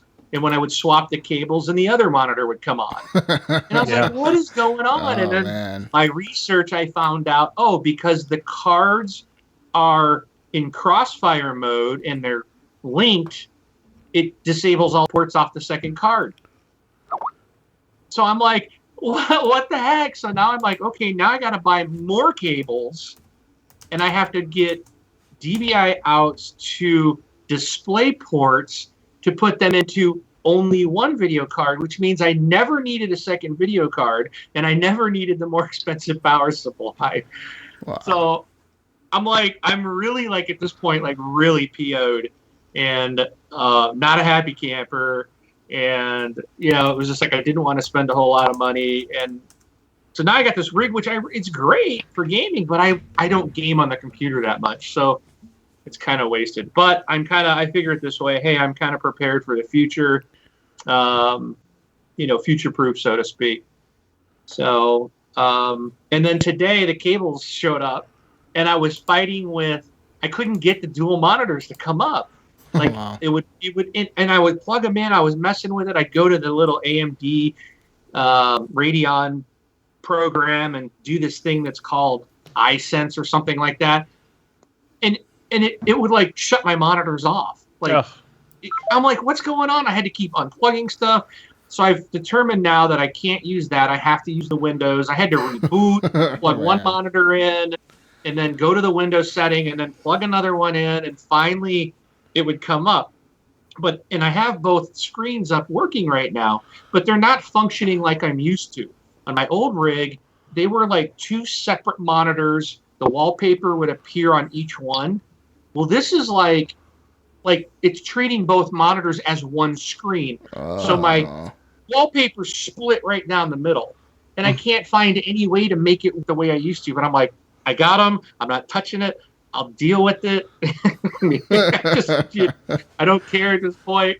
So it's just like stupid stuff like this. It's just like, this shouldn't be this hard. It's more, they try to make it simple, the harder it gets. Yeah. So PC Master Race is a bunch of crap. Yeah, I know what you're talking about, Wing, where in the old days, probably leading up into Windows 10, where it was pretty clear as to what do you want to have display on monitor 1 and what do you want to have display on monitor 2. Yeah, there are Windows settings for that, and I'm trying to remember how, because even though I'm on my laptop, I have a second monitor, and I'm trying to remember how I set that up. It was a bitch to do. I have a third monitor. Yeah, I have a third monitor I want to set up, but I'm like, I ain't even going to try it. That's crazy. So it's, and I know probably a lot of your listeners are going, boy, this Wingman guy's a moron. Yeah. Whatever. That's fine. I admit all this was like my mistake, my not knowing. It's new to me. I should have done more research and, whatever. But anyway, so we'll get to what you guys want to hear. So I've been playing a lot of Fighting the PC this week, but I'm back. I'm up. I'm functioning. So what I did do on the PC, I did play, because I do have Steam, and on my old rig, I downloaded XCOM 2, and it would run like at the lowest settings and look like garbage, and didn't play it a whole lot. So I did try to run that, and it looks really good. I was like, wow, this looks pretty amazing. So I did play some of XCOM 2, and I did buy PlayerUnknown's Battlegrounds. I've been watching. I'm like hooked. I'm like addicted to. I finally have a game where I'm addicted to watching it on Twitch or Mixer. I watch people every day. I have my Surface connected to a monitor, and so I always put on Mixer and watch people play PUBG every day. And it's just like, I can't wait till this comes to Xbox. I can't wait. Well, now that I got a machine that can play it, I ended up buying it. But it's like, oh my gosh, trying to use a keyboard is like impossible when you haven't used the keyboard in 15 years to play a game. Yeah. But I did go in last night. I played one match, and I'm like, okay, I'll probably be the first one dead. Well, I wasn't. I was number 55. And the sad thing is I killed myself. Oh, man. I never saw anybody. I was, and then as I realized, I'm on the way opposite end of the map, and this circle is like, I got to get to the other end. So I was running, found a motorcycle, hopped on. I was just driving, trying to figure out where to go. Finally, I heard shots, and I ended up driving right past a guy that was shooting at me. So I went up over a hill, and I went to jump off the bike, and I was like, okay, all I have is a pistol, but I want to fight somebody, and he's by himself. Well, I jumped off the bike, and that killed me. Oh, man. Oh, no. I was like, what? How fast were you going? Were you like hauling ass, and you just I want to jump off this thing going 50? I don't know. I'm just, so now I know, don't do that. I guess you could come to a complete stop and then exit the vehicle. So I ended up just, I was done after that. I was like, but I was going way too slow, and I watch all these guys on Twitch and Mixer, and they're like, I got this in there, and they're clicking and they're going, and I'm like walking around like, I think that's a shiny thing. Oh yeah, this is a magazine, and I pick it up and I'm looking at it. Noob. And I'm surprised no one came in and popped me in the back of the skull as I was looking at a magazine, going, "What do I do with this? Do I have a gun? No, I don't have a gun. Can I keep this? Do I save this?" It's like I watch these people pick stuff up and run, and I'm like, I was like the 55th person dead. So half the people were dead already. And at that point, I finally found a pistol. Wow. I'm like, where do people find all this gear? So I'm hoping to play as a team with somebody so they can kind of. I got an idea how to play, but it's going to just take me getting used to the keyboard and getting into it. So, so I'm looking forward to playing some of that here soon. On the Xbox, I did play Gears of War 4 with you guys, and I had a lot of fun. Eric, you'll be happy to know. So, I remember I was complaining about the $50 season pass. And I said, there's no way I'm buying this. Well, I now have it. Because, but I didn't pay $50 for the season pass. What happened was, yesterday, I stopped game sharing with Brun. And the reason why was he has kids in his house, and I have kids in my house. And my kids always have to play. One of them has to play as me to be able to play the games. And he's got the same in his house. So we're talking about it, and it's like we're looking like there's really nothing coming out. We each want like 1 or 2 games over this holiday. It's not like last year we wanted 10. So it's like it's just not worth it. So I now have the home gold set up, and so I'm like, okay, it's a great time to split because the stuff that Brun bought that I want, all of it's like on the Ultimate Game Sale. So I had to buy Titanfall 2, and I did not buy Battlefield. I will not buy Battlefield because I said I wouldn't. So I can't play that anymore. But there was another one. But Gears of War 4 was one that he bought. And I'm like, I went in, and the gold version of this game with the season pass was $60.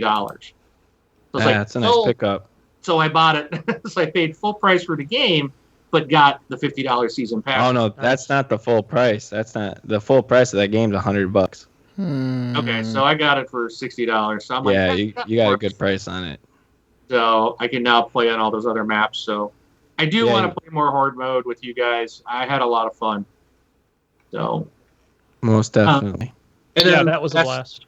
And then so switching over to the PlayStation, I have played Infamous 2, completed that, but I was kind of playing some trophy cleanup just because it's the game I had at work. And at home, I've been playing on the PS4 Pro. I've been playing Infamous Second Son, which, man, I don't know if you guys have played those series. I fell in love with Infamous 1 and 2. Really liked Festival of Blood. All those are on PS3. Just started on the PS4. Started the Second Son, and I don't think I'm liking it as much. And I've heard from a lot of people that it's the best one in the series. And I kind of thinking like, I don't know if it is. The video, I mean, it looks great, but it's so dark. It's like it's always sunset. It's always dusk in this game. Yeah, it is. I'm like, I live in Seattle, and I do have sunshine. We do get daylight, you know. I'm like, we're not always in this orange color. Like, the whole game is orange, which is weird. It's super dark. I had to crank the brightness on it, and it's still too dark. It's really weird. And it's like your powers are changing. You don't have the same powers through the game. It's weird. It's like it's kind of neat because it introduces different abilities, but at the same time, it's kind of like, I'm not sure I like that. It's weird. And the controls for this game still suck. You can't. It's like you want to climb up on a building, and there's a pipe there that you can scamper up. But it's like you're jumping on it, and your character wants to go to the left or the right. It's like he won't just. You can stand in front of it and jump at it, and he won't grab onto it. I'm like, oh, this is so annoying. The whole Infamous series is like this.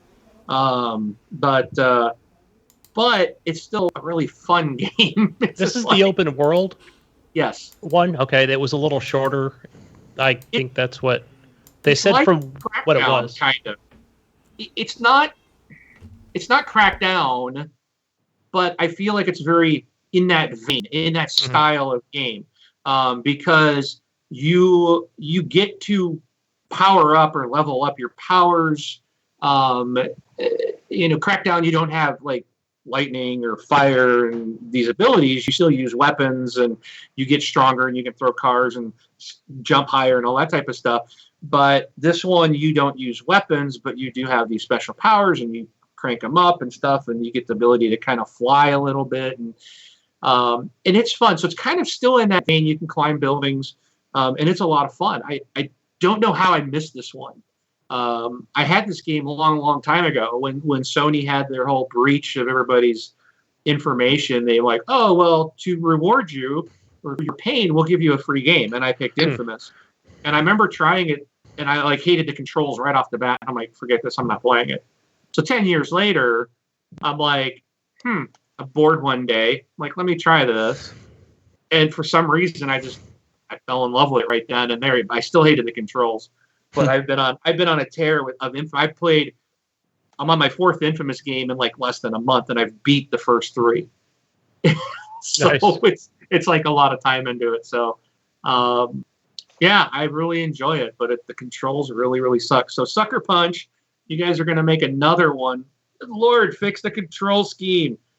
And I also heard, I know that one of the main complaints from that game was that it was just too short. I mean, it was a good because they said from what was actually there is awesome.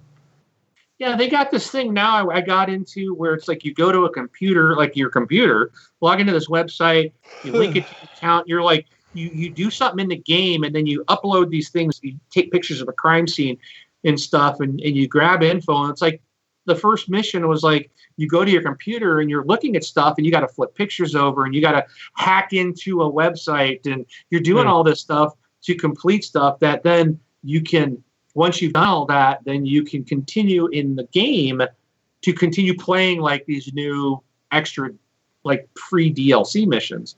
Okay. And it's really weird. It's like kind of how, it's kind of cool, but I kind of think it's neat the first time, but then it's like, okay, how many of these are? Because I don't want to have to get up and go to the computer, and it's kind of a neat idea, but it's like something I hope they don't carry forward because it's only neat for a few minutes, but it's actually really hard. It's one of those things like you really got to think and figure out. Like one of them was like I was trying all these password combos. I had the guy's email address. I was trying his kids' names because they were written on the back of the pictures. I was trying their age name combos.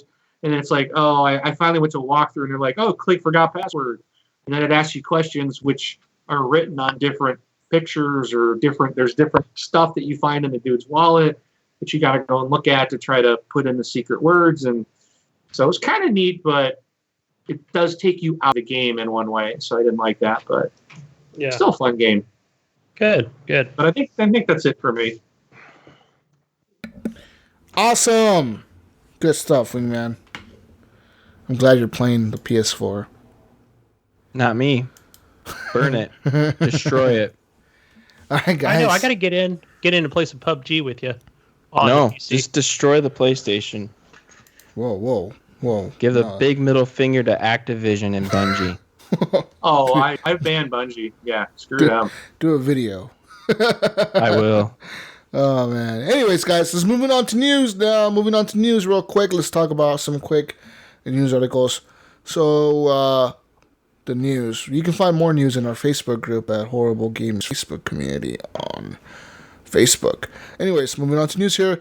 Let's talk about Warner Brothers and Lord of the Rings. So back in 2012, the group that represents Lord of the Rings author J.R.R. Tolkien filed an $80 million lawsuit against Warner Brothers. They said that Warner Brothers was usurping the rights to which they're not entitled, and the suit was been going on for years, has finally been settled recently this week. Basically, the suit said that they were using things that they were not entitled to use, such as digital items, so games. They were not allowed to make games off of their contract with Tolkien for Lord of the Rings. But apparently, Warner Brothers have made so much money off of these games that they just paid them off. Here you go, dude. Wow. Be happy. Here you go. Bye. Anyways, the next game is still scheduled to be released this year in October. And that's the big thing about these news. Just that, guys. Don't worry about your game. It's coming out. Next piece of news. If you guys remember back in, when was it, 2014? Stallion 83 reached 1 million gamer score. And that was a big deal. He got a gold Xbox One.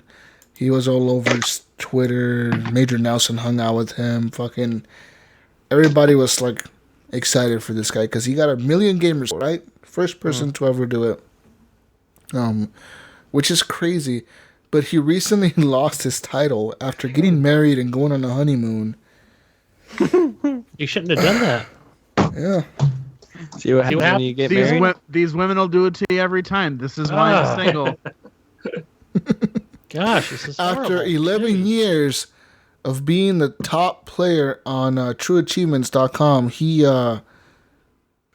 he's now number 2. His only real challenger for the top spot, the person who beat him, was S. Murnov, so SMRNOV. Stephen Rowe, actually, is his name, which he registered on True Achievements a month after Stallion 83 did. So he's been keeping up. He's been keeping up pace with Stallion 83 ever since then.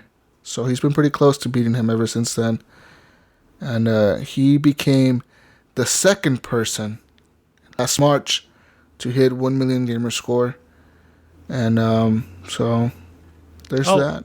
Here at the bottom of the article, it says, do you think S. Smirnoff will manage to hold onto the lead, or will Stallion 83 reclaim the top spot? Time will tell. No, I can tell you. Unless Stallion 83 wants to get a divorce, he will just stay down. He's going to stay. Yeah. I thought he got it back. No. I thought I read somewhere that he did get the top spot back already. Maybe he does. This article. I'm trying to find it. That's crazy. They both have 1.5 million gamer score. They both have played over 2,400 games. And Smirnoff has actually completed, which means he's got all achievements on 1,730 games. Stallion has only done it for 1,161 games. Wow. That's a lot. Jeez, dude. That's so much gamer score. Like, I barely hit 50,000. I was like, oh wow, I hit 50,000. I'm surprised. Dude, I was so stoked when I hit 20,000. I was like, heck yeah, man. Oh shit. Like, that is insane. But yeah, man, getting married will do it to you. I just reached 62,000 for someone who doesn't really care much about it. So I'm on my way to 100,000. I just hit 100,000 like a week or so ago. Guys, we're all talking about 50,000, 60,000, 100,000. Mr. Wingman over here has over 200,000, I think, right? 235,897. Damn. But I used to be an achievement hunter, and I got into that it hooked me for a while, for a couple of years, and I was playing all the crap games and game stuff I would never ever play just to get achievements. Oh, I finally just quit now, and I will achievement. So like with Wildlands, there's like the base game. There's only one achievement I can't seem to get in there. That's it. And I'll go after like game I like. Mm-hmm. And I don't mind playing over. I'll go and try to get as many of the achievements that I can. Mm-hmm. But I don't play games just for achievements anymore. I had to look up what my score was because I have no idea. I just don't even care. But I was for quite a while. Wow. I got hooked into it. Yeah, he has a lot of gamer score. I remember having to restart an entire playthrough in Oblivion just to get the one achievement that I didn't have. Yeah, I've never. And I with all that work I put into it, I was like, I swore, like, never again am I just gonna try that hard for an achievement. I've never ever. That'd be painful. Yeah, I've never done that for achievement. I don't even really care about achievements. But it did also. That was also the first game that I did 100% complete achievement wise, though. So at least there's that. But yeah, guys, moving on here for the next piece of news.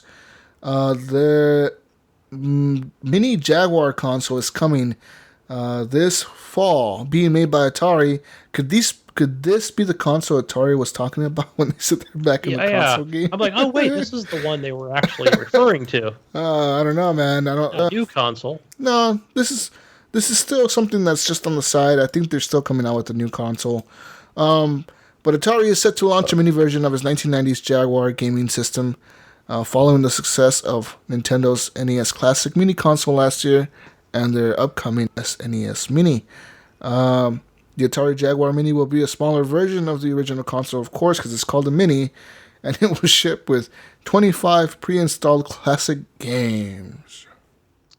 25 classic games for $85. The U.S. launch price will be $79.99. Although the company has not confirmed a United Kingdom price or a European price yet. But $79.99 American. You guys said Jaguar Mini? No. I'm interested in a probably some retro consoles, but nothing out of like, that Atari's going to make. Why? There's a couple. Why is everybody losing their shit over the Nintendo one, but Atari comes out and they're like, hey guys, we got this coming. And everybody's like, oh, okay. No, it's not good. Okay. I mean, it's got some Yeah, I like how it says here the French company who took new earlier there. The NES Classic Mini proved a surprise hit for gaming company that sold out globally. No, because they only made 10. That's why. Yeah, they made like 20 and said, "Oh, we're done. We're done. We sold out. Completed. Nobody gets any more. Screw you." Anyways, but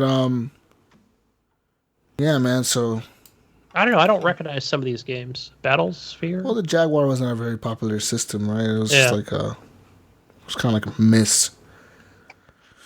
Oh man. Anyways, that's that. In case you're interested in that, guys, if you're mini system collectors, I guess you can buy that. Speaking of old classic games, there's people still making games, guys, for the Nintendo Entertainment System.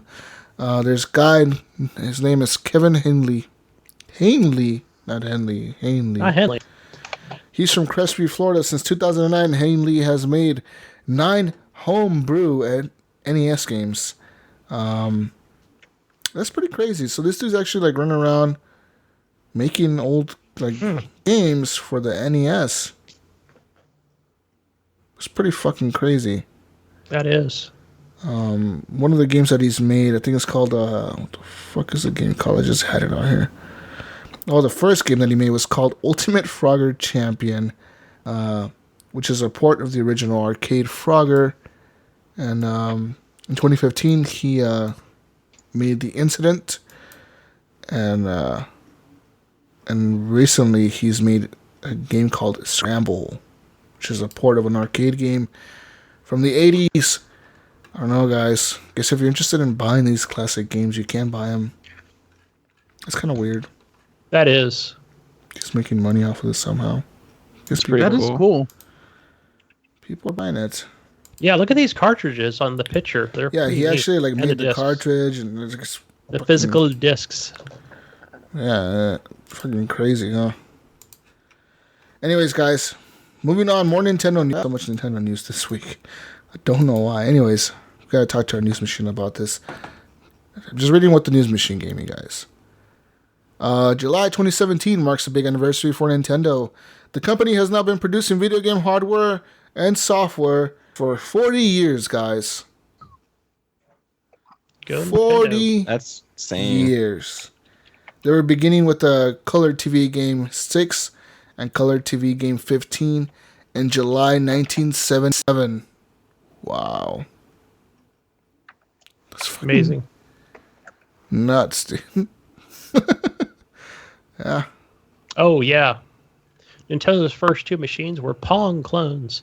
I don't know if I had Pong or if I actually had one of these devices when I was younger. These are probably only sold in Japan. What did you think? Like, probably, because it doesn't look like... They don't look American at all. They like have like Japanese Pong, symbols in the clone. Yeah. This is pretty cool looking, though. If you look at the article, Taku, it's some pretty cool stuff. Yeah. But as Nintendo, TV, yep. Nintendo as a company as a whole has been around for like 100 years or so, guys. Like literally, they've been around for 100 years. They used to be like a card company back in the day, like in the fucking 1800s. They were a card gaming company, and they recently transitioned 40 years ago to video games. Amazing. Yeah, fun fact. Fun I knew fact, that. guys. Yeah, fun fact. That is interesting. Yeah, it was also family run. Like the CEO or the president was always like somebody from the original fucking owner's family or some shit like that. They never like let it go to be run by somebody else until recently. The new CEO that's recent right now, or the president or whatever the fuck he is, he's like somebody who's not part of the original Nintendo family. So they kept it in the family for how long? 100 years. 100 years? Wow. Just about. So it wasn't That's until recently insane. where they voted somebody else in that wasn't like blood or whatever. It's pretty weird. Yeah, it's pretty interesting stuff. Anyways, moving on here, guys. The Xbox One S, the Xbox One X power. It's been on the news a lot lately. So they've been saying like they can't. Some games can't run at native 4K. That's kind of been like the big thing about it.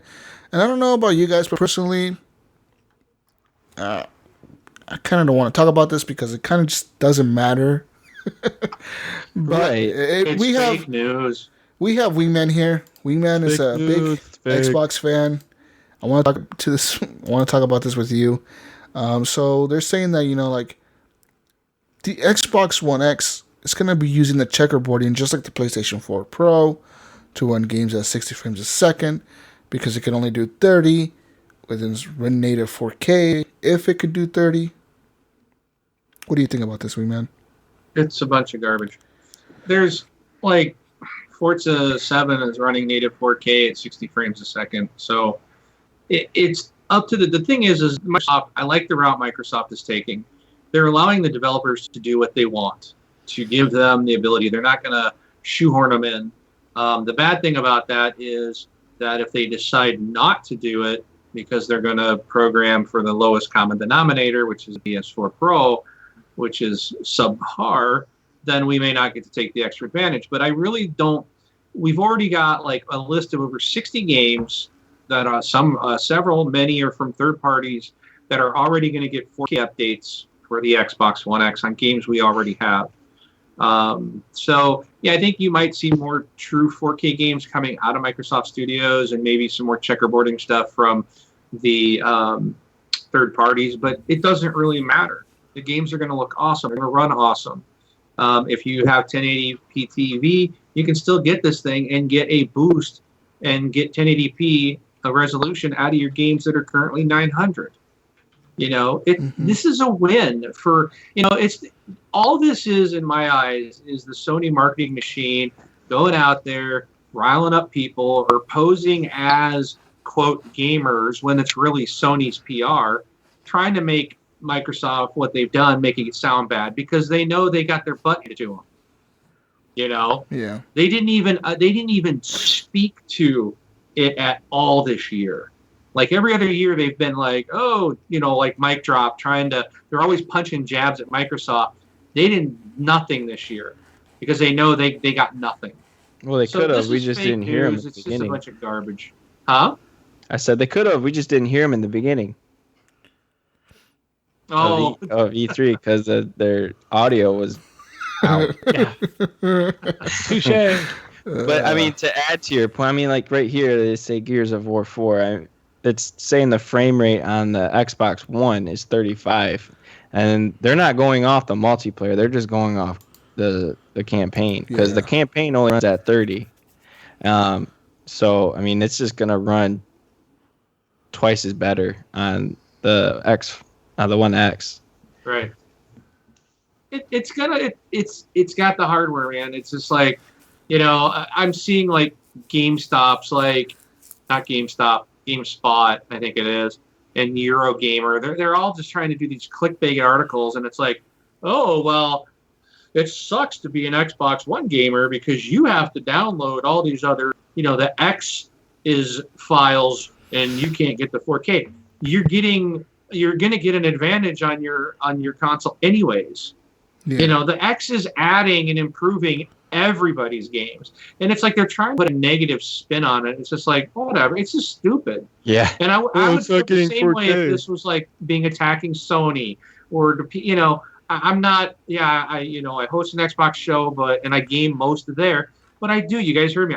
I did more PlayStation gaming in the last couple of weeks than I've done Xbox, and I'm just a gamer. This whole war between all the consoles is stupid. It's just dumb. Everybody should be happy that there's this new massive powerhouse of console out there. Yeah. It's not going to cost $2,000 like what I just bought sitting on my desk. It's $500. Damn, it's a hell of a steal. And we all paid $500 for the current Xbox One. You know what I mean? Like, right? Yeah. think about that. You won't need a 4K TV. I mean, that's the cool thing about it. Yeah, it's gonna, like you said, it's gonna checkerboard. It's gonna make everything look. So your 1080p is gonna look glorious. It's gonna look at the best picture you can possibly get. Right. On the game, you're gonna see it on your 1080p TV. Yeah. Yeah. And most people are buying 4K TVs anyways at this point. They're at a market. I think I read an article. Microsoft was talking about it, and they were saying like prior to 2017, it really didn't make sense. But this year, there's been a huge jump in the number of 4K TVs in the market that are in people's homes. And they're so inexpensive now that when people are buying new TVs, they're buying the 4K TVs. Yes. Yeah. So, what do you got to wait till everybody has one? I mean, it's like people are going after that. Well, I don't even have 4K, so why would I buy it? You don't have to. And that's the other thing. You don't have to. They're not making you buy this. It's like the iPhone 7. You didn't have to buy it. Your iPhone 6 works. Your iPhone 5. Your iPhone 4 still friggin' works. And some people are using them. Totally. So shut up and stop your whining, One thing. Be happy they're giving you something for those like myself who want that and can do it. And just be happy with what you have. We got the rant going. Well, one thing that this article does point out is that most of the games that people are talking about checkerboarding will be games that currently are 900p on the Xbox One or 720p. For example, Titanfall 1, Star Wars Battlefront is only 900p. Games like that where the Digital Foundry is doing benchmarks on these games running on the Scorpio or the Xbox One X. And the thing that they're doing is they're taking, let's say, Star Wars Battlefront, which is a 900p game, upscaling that to 4K, which is, what's the 4K resolution, like 2160 by something? Some crazy shit. Anyways, you're like multiplying the pixels times 4 or 3 times, which is making the load on the GPU a little bit higher than Forza 7, for example, which was made on the Xbox One X or whatever. And they're saying that the people are like not really taking into account that those games are being upscaled to 4K, so it's taking the GPU and the power of the system a little bit more to make these games look like they're 4K, and they will be checkerboarded because they're not optimized to be 4K. But like games like Gears of War, which is going to be optimized, Halo 5, which was recently confirmed by 343, is going to be optimized, and like Forza and all these games. Titanfall 2 at 6K. Yeah, Titanfall 2. Like, who's going to run at 6K if you got? Yeah, so think about that. That's going to look like that's going to be possibly like, I think it's going to be like the best looking game on the Xbox One X, because you're taking a 6K image and super sampling it to 4K, basically, is what you're doing, right? So we're gonna have to downscale that game. That's crazy. Yeah. So your 1080p, it's 1920 by 1080. Your 4K is 4096 by 2160. Okay, so think about that. They're taking a 900p game, upscaling that. Holy cow! To 4000p or whatever the fuck.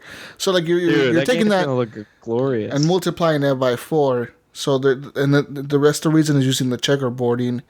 That's why it needs to do that, because some of these games they're not going to be optimized. But hey, they were still going to look great, and they're going to look even better on your new system, and they're probably going to run a little bit better. That's the truth. And they're going to run faster. Load times will be quicker, because that RAM is going to make a huge difference. That's one thing that people are not taking into account, how much RAM this system has. Fucking 12 gigs, dude, compared to like what we have right now on the current system, which is, what is it on the Xbox One? Is it like 6 gigs or 8 gigs? I think it's 8, but 8, but 3 are for the system operating. Yeah, right?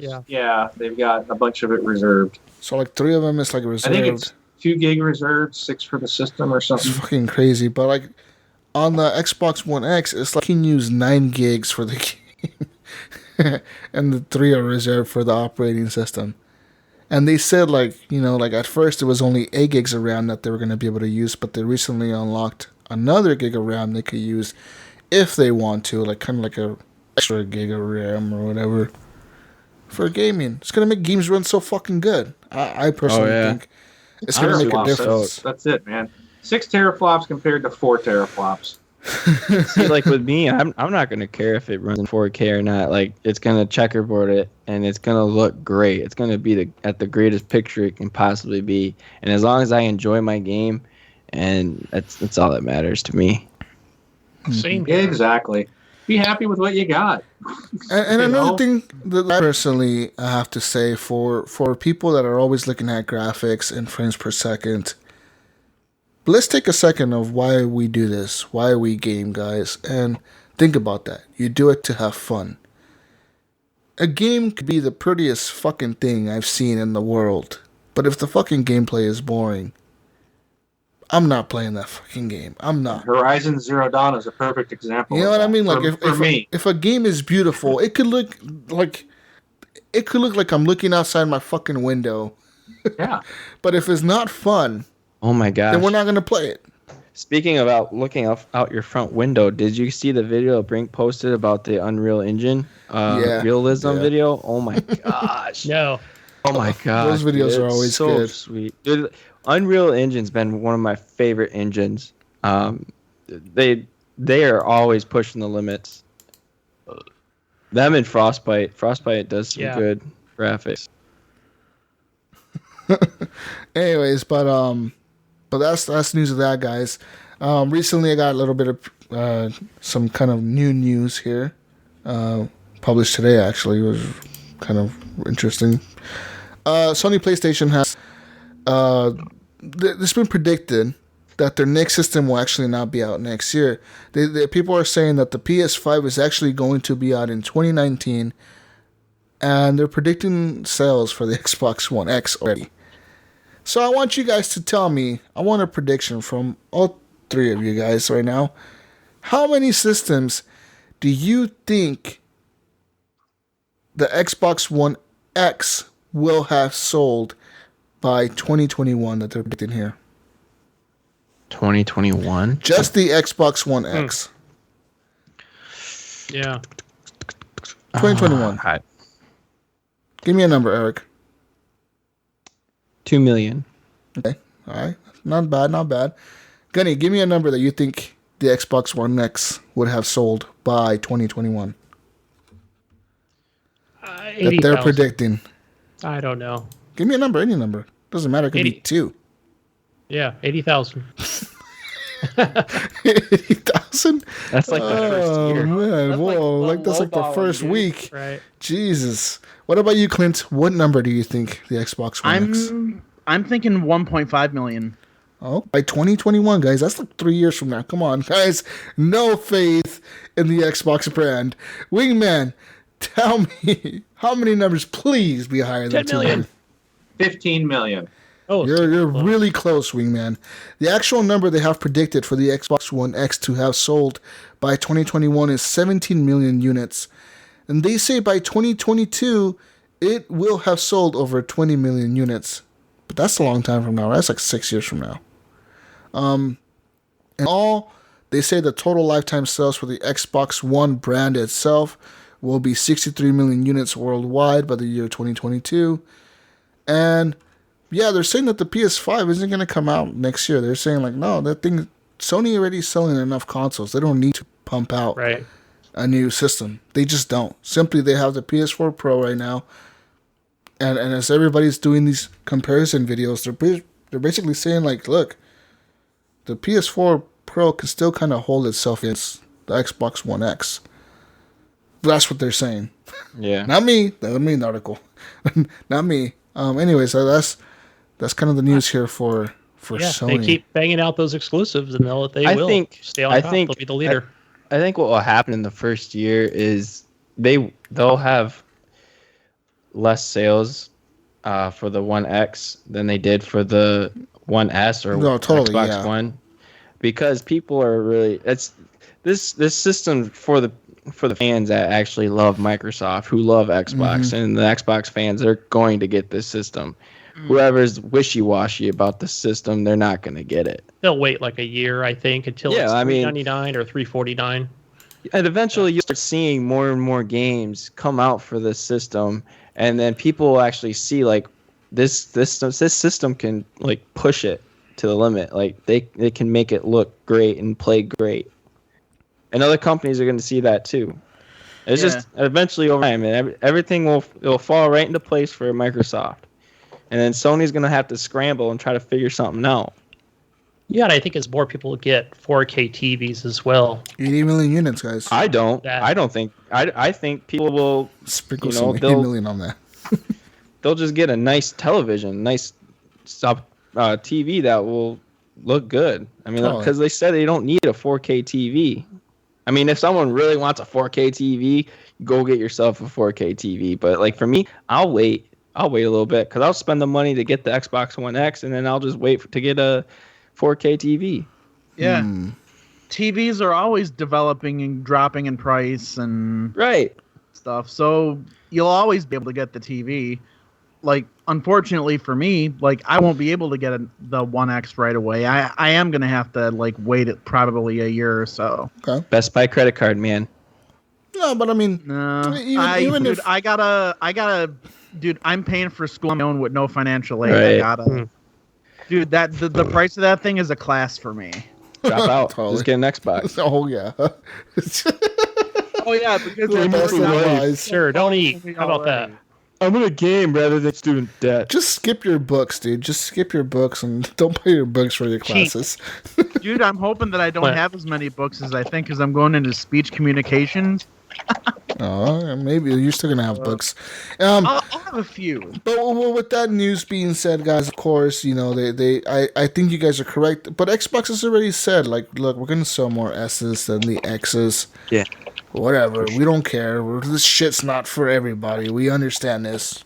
We're not making it for everybody. Boom. Like, fuck right off with your fucking complaining, people. And thank you for coming on, Wee Man. We appreciate it. He's gonna have to take off here. Thanks for hanging out with us, Later, man. guys. Xbox Later. rules. All right, guys. One last piece of news here. Fallout 4 is under fire currently for their commercials.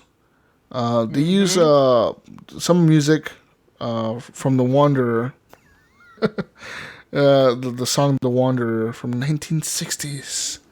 But one of its singers of the band, Dion DiMucci, doesn't like Fallout 4. And he doesn't like them using his song for their trailers. What? So he's like, hey, motherfuckers.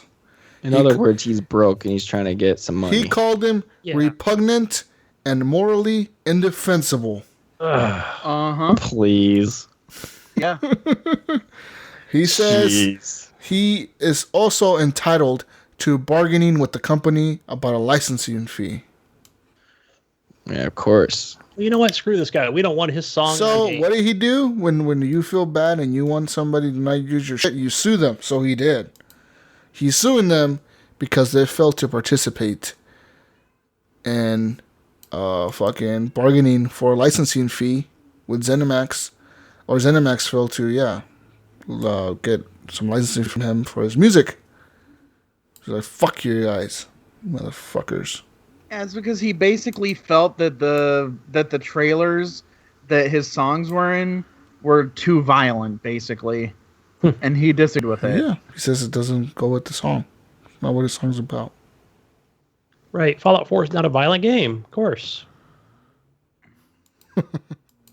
He says here in the lawsuit, it says defendants' commercials were objectionable because they featured repeated homicides in a dark, dystopian landscape where Hell yeah. violence is glorified as sport. The killings and physical violence were not to protect innocent life, but instead were repugnant and morally indefensible images designed to appeal to young consumers. In The Wanderer, Dion gives life to the story of a sad young man who wanders from town to town, not having found himself the capacity for an enduring relationship. The song describes isolation during coming of age. Without plaintiff's consent, defendants dubbed The Wanderer into commercials in which the protagonist, a wanderer, roams from one location to the next, armed and hunting for victims to slaughter. The defendants' commercials have no redeeming value. They simply entice young people to buy Fallout by glorifying homicide, making Hell the yeah. infliction of harm appear appealing, if not also satisfying. I mean, that's why I bought it. Right. I mean, that's I why I bought glorify it too. homicides. I feel like you Oh, want to yeah. kill people and just run around with armed to the teeth with weapons. Yeah. Totally, You need to buy dude. this guy an Xbox or a PlayStation or get him a PC. Come on, Dion. Young whippersnappers, playing Steven. games. You been playing them violent video games that rot your brain? Yeah, that's why my current character in that game is like level 45, and I haven't killed anybody yet. What? Because I am so. How dare you? That's what you're violent. supposed to do. You're supposed to be a young man who runs around killing people. Don't just wander around. You're supposed to be murdering everybody. Just go psycho on them. Violent sport. Guys. I'm preparing. I've been doing a bunch of crafting. I've got like 3,500 Molotov cocktails. Good. My gosh. Does your dog just say "fuck you" every time? Dog meat. Actually, I do not have any mods on this one. On this playthrough. Okay. Guys, it's time to move on to Facebook questions finally. We're near the end of the show. We got Facebook questions. Let's do this. If you want to leave Facebook questions for us, you can. If you join our Facebook group, Horrible Gamers Podcast Community, over on Facebook, you go join it. You can leave us questions, just like Brian Tobe Jr. did. Stop yawning, fucking asshole. Sorry. Brian Tobe says, okay, I have a serious question. Very serious. It gets real, guys. So bear with me. When playing Guns of Boom, I'm sometimes added to an already in progress game, usually around 2 minutes left, and added to a losing team. Am I a dick if I play the 2 minutes to help out and leave with 10 seconds left so I don't lose any points for the loss? No, I'm surprised you played the 2 minutes. Right. Yeah, really. really. You're not a dick. You're pretty much, I mean, if they were losing already and you kind of just went in there to fuck around and, no, do it, man. I don't care. He says, I have only once been added and able to help and come back to win the game. So I did stay to collect my winnings that time. So, I agree. You're not a dick. No, you're not. Because you're a little dick. These companies need to actually work on their matchmaking like that, because that happens to me all the time in Rocket League. I get thrown into a game that's got like a minute and a half left and my team's down by like 6. And it's like, okay, I don't even get a chance to play the game. I'm just automatically going to lose. Right. So, no, you're totally not a dick for doing that, dude. Now, if you're at a party or with people, hey, look, you know what, I'm leaving this match. But no, but it's a mobile game. So. He says he got put into a match. It's already in progress. They're kind of losing. They're getting their asses kicked. That's one thing about that game. Every time you play it and you don't, like, if you just play and you get put into a team, you always get put with the shitty people. Yeah. It sucks. I've been there. That's why I stopped playing that game. Anyways, next question. Brian Tobe Jr. asked, if you were going to be a teacher of a class in a gamer university, what game would it be that you're teaching, I guess? Or he says, what game would it be? But I added, that you're teaching. I would totally be a City Skylines teacher. Not a farming simulator teacher? No, not farming simulator. You cut wheat, folks. Either City Skylines or like a Civilization fucking teacher. Those games are dope. Dope. Lit, fam. No, if I was really at wall jumping and everything in Gears, I would totally teach Gears. Totally. Professor Eric. Clint, are you going to be our Call of Duty teacher? Me? What Oh, no. are you going to teach I'm us? I'm teaching Tetris. That's dope. People would love to learn Tetris. Because, dude, that stimulates your brain and, builds your problem-solving skills and stuff. Mm-hmm. I mean, that game right there will prepare you for the real world. Okay. Life's coming at you like a different pile of bricks. I live my life one pile of bricks at a time. Gunny Chief, what are you teaching? I'm going to be your Spec Ops teacher, Ghost Recon. Whoa, Gunny Chief. Wildlands. Commander Gunny Chief here reporting for duty. Guys, next question. What game in esports are you best at? Back in my prime, it was Call of Duty. Same here. I would say Call of Duty, Dude, Black Ops. So Black Ops 2, dude. I was beast mode of the game. Like, fuck. I was like a crackhead. Modern Warfare, dude. I love the Modern I Warfare played series. so much of those games. Like Modern Warfare series, I played a shitload of those. I played a lot of Black Ops. Black Ops 2 just hooked me, dude. But like all the other Call of Duties hooked me as well. See, I never got hooked on the Black Ops series. I really enjoyed them. I didn't like the I was campaign hooked on as the much. first one.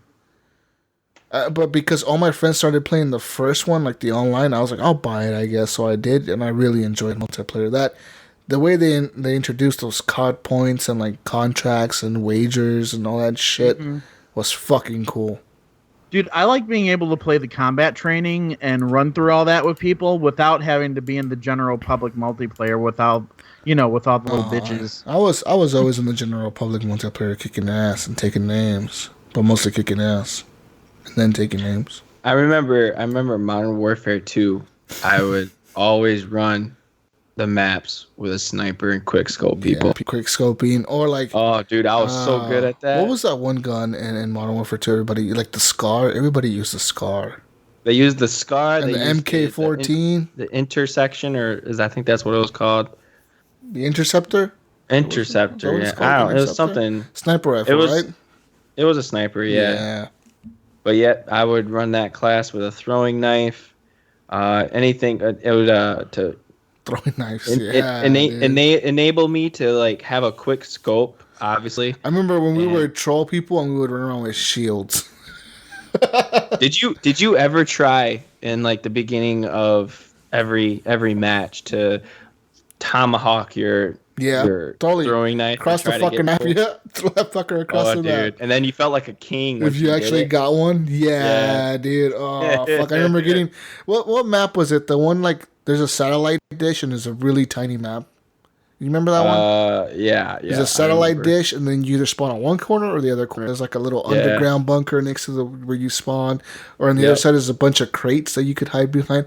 And dude, as soon as you spawn in that match, throwing knives. All you see is throwing knives across the fucking sky. Noob tubes too. Yeah. Don't forget the noob tubes, man. Because you see those things flying through the air. Oh shit, that was so cool. No, man. Dude, I had so many good memories with Call of Duty, man. That and Halo. So many good memories. So many good Halo 3. That was mine right there. Halo 2, man. I would system link almost every day after football practice with a group of guys. We would go to a house and we would system link it like after our first practice and before like we had a little break, like a 2-hour break, and we would rush to my friend's house, hook up our systems, we would sit there and just game until so good, dude. I remember system linking for Gears of War, the first one, Eric. Me and my foster brother, because my foster brother had just got an Elite Xbox 360, and I had just got the original 360. Or I had the Pro at the time, or the one that came with the hard drive. But he got the Elite one, and they bought him Gears of War, like the first one, or the second one. The second one. I remember.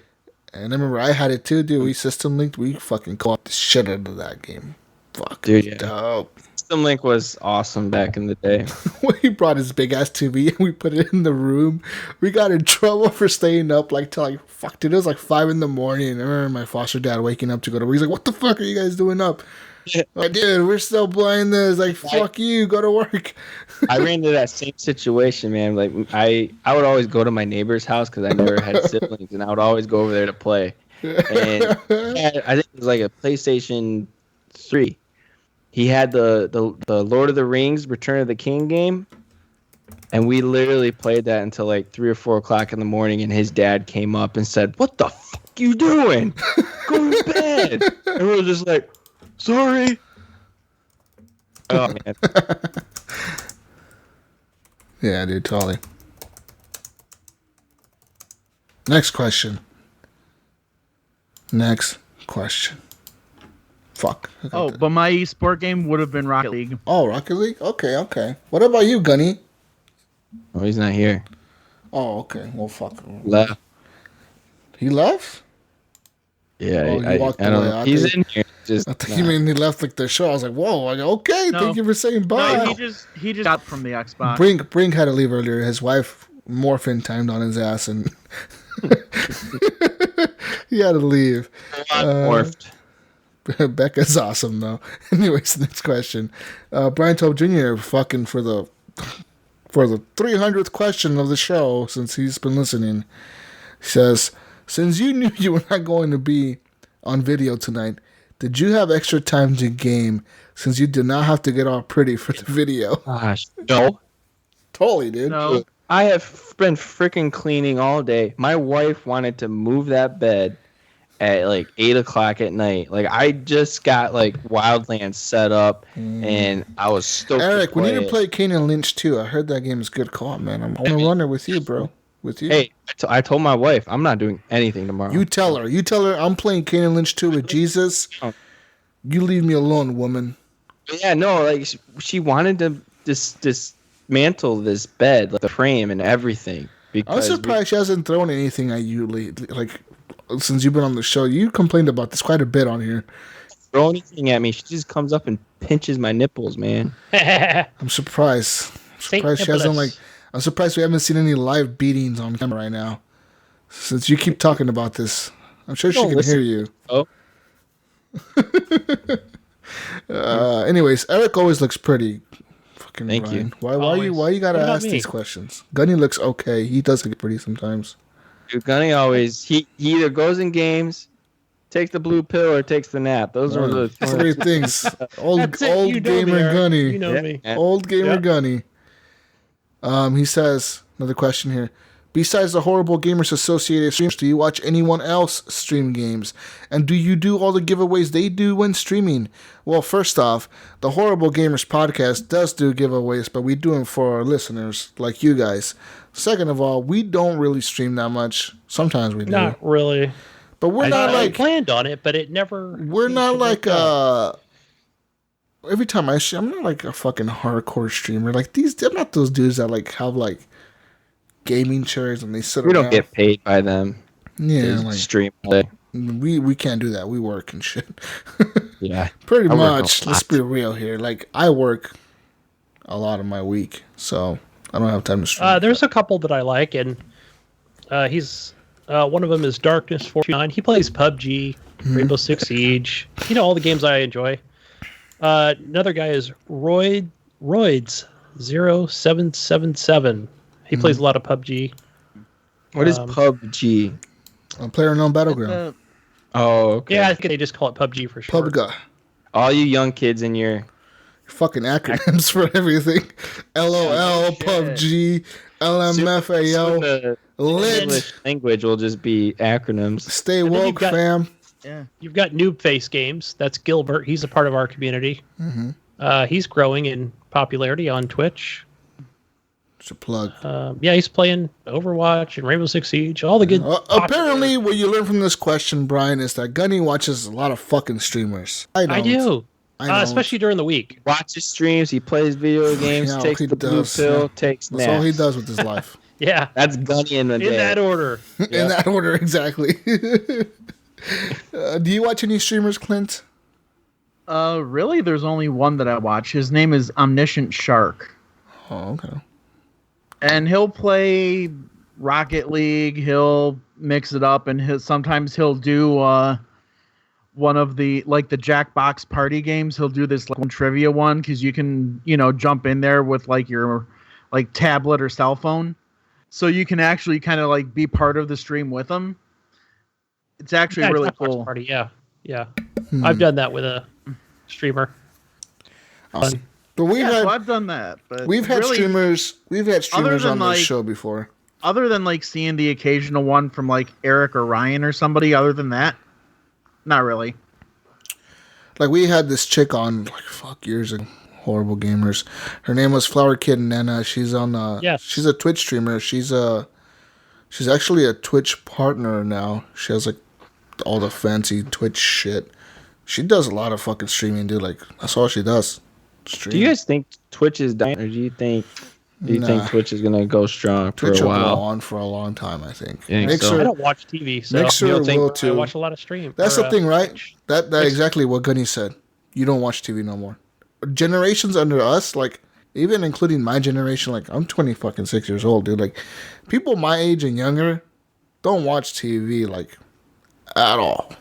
Right. I don't. The last time I watched TV was during the NFL Super Bowl. Yes. That's it. Right. That's it. I don't watch TV. Do You think Sony will try to buy out Twitch and make it Twitch exclusive for Sony since Never. Xbox has Mixer? They won't afford it. Amazon already paid $2 billion for it or whatever. Oh yeah, that's right. I forgot. Yeah, Amazon owns it. Amazon won't sell that shit. Amazon will keep that. Just wait. Forever. Amazon's gonna make a console now. The Amazon machine. You can order you can order Prime exclusive items on your Amazon machine. It's gonna be called the Amazon Prime machine, and the console is gonna be Optimus Prime's face. And it's gonna be only for Prime members. Yeah. Yeah. And to play online, you must have Prime membership. And when you're watching the stream, there will be a link right here, like the one-click buy it now. One-click purchase, buy this shit now. Twitch will be exclusive on the Optimus Prime machine, Amazon Prime system. Yeah, we called it first. Horrible Gamers Podcast Research Team, always bringing you the latest in technology and news. Guys, next question. Next question. So many more questions. What is your favorite mobile game, and what's the most money you have spent on it or in it? Roller Coaster Tycoon, 0. So I bought Roller Coaster Tycoon. I've bought Game Dev Tycoon, and I think I paid $4. That's like my favorite game. I paid $4 for Game Dev, not Tycoon. Game Dev Story, made by Cairo Games, a little Japanese or Chinese company. It's totally a Japanesey game, but it's so fucking cool. It's pixel art. It's like a game that costs $3 or $4 or $5 maybe.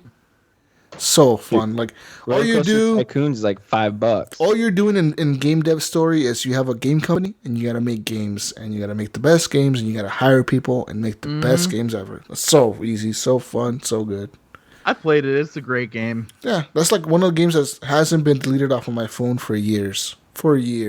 Another game that I spent a lot of money on, that I bought kind of expensive, was Clash of Clans? No, not Clash of Clans. I actually bought it. Civilization Revolution 2. The reason I bought that game was because I really loved the first one on the 360, which I still play to this day with backwards compatibility on the Xbox One.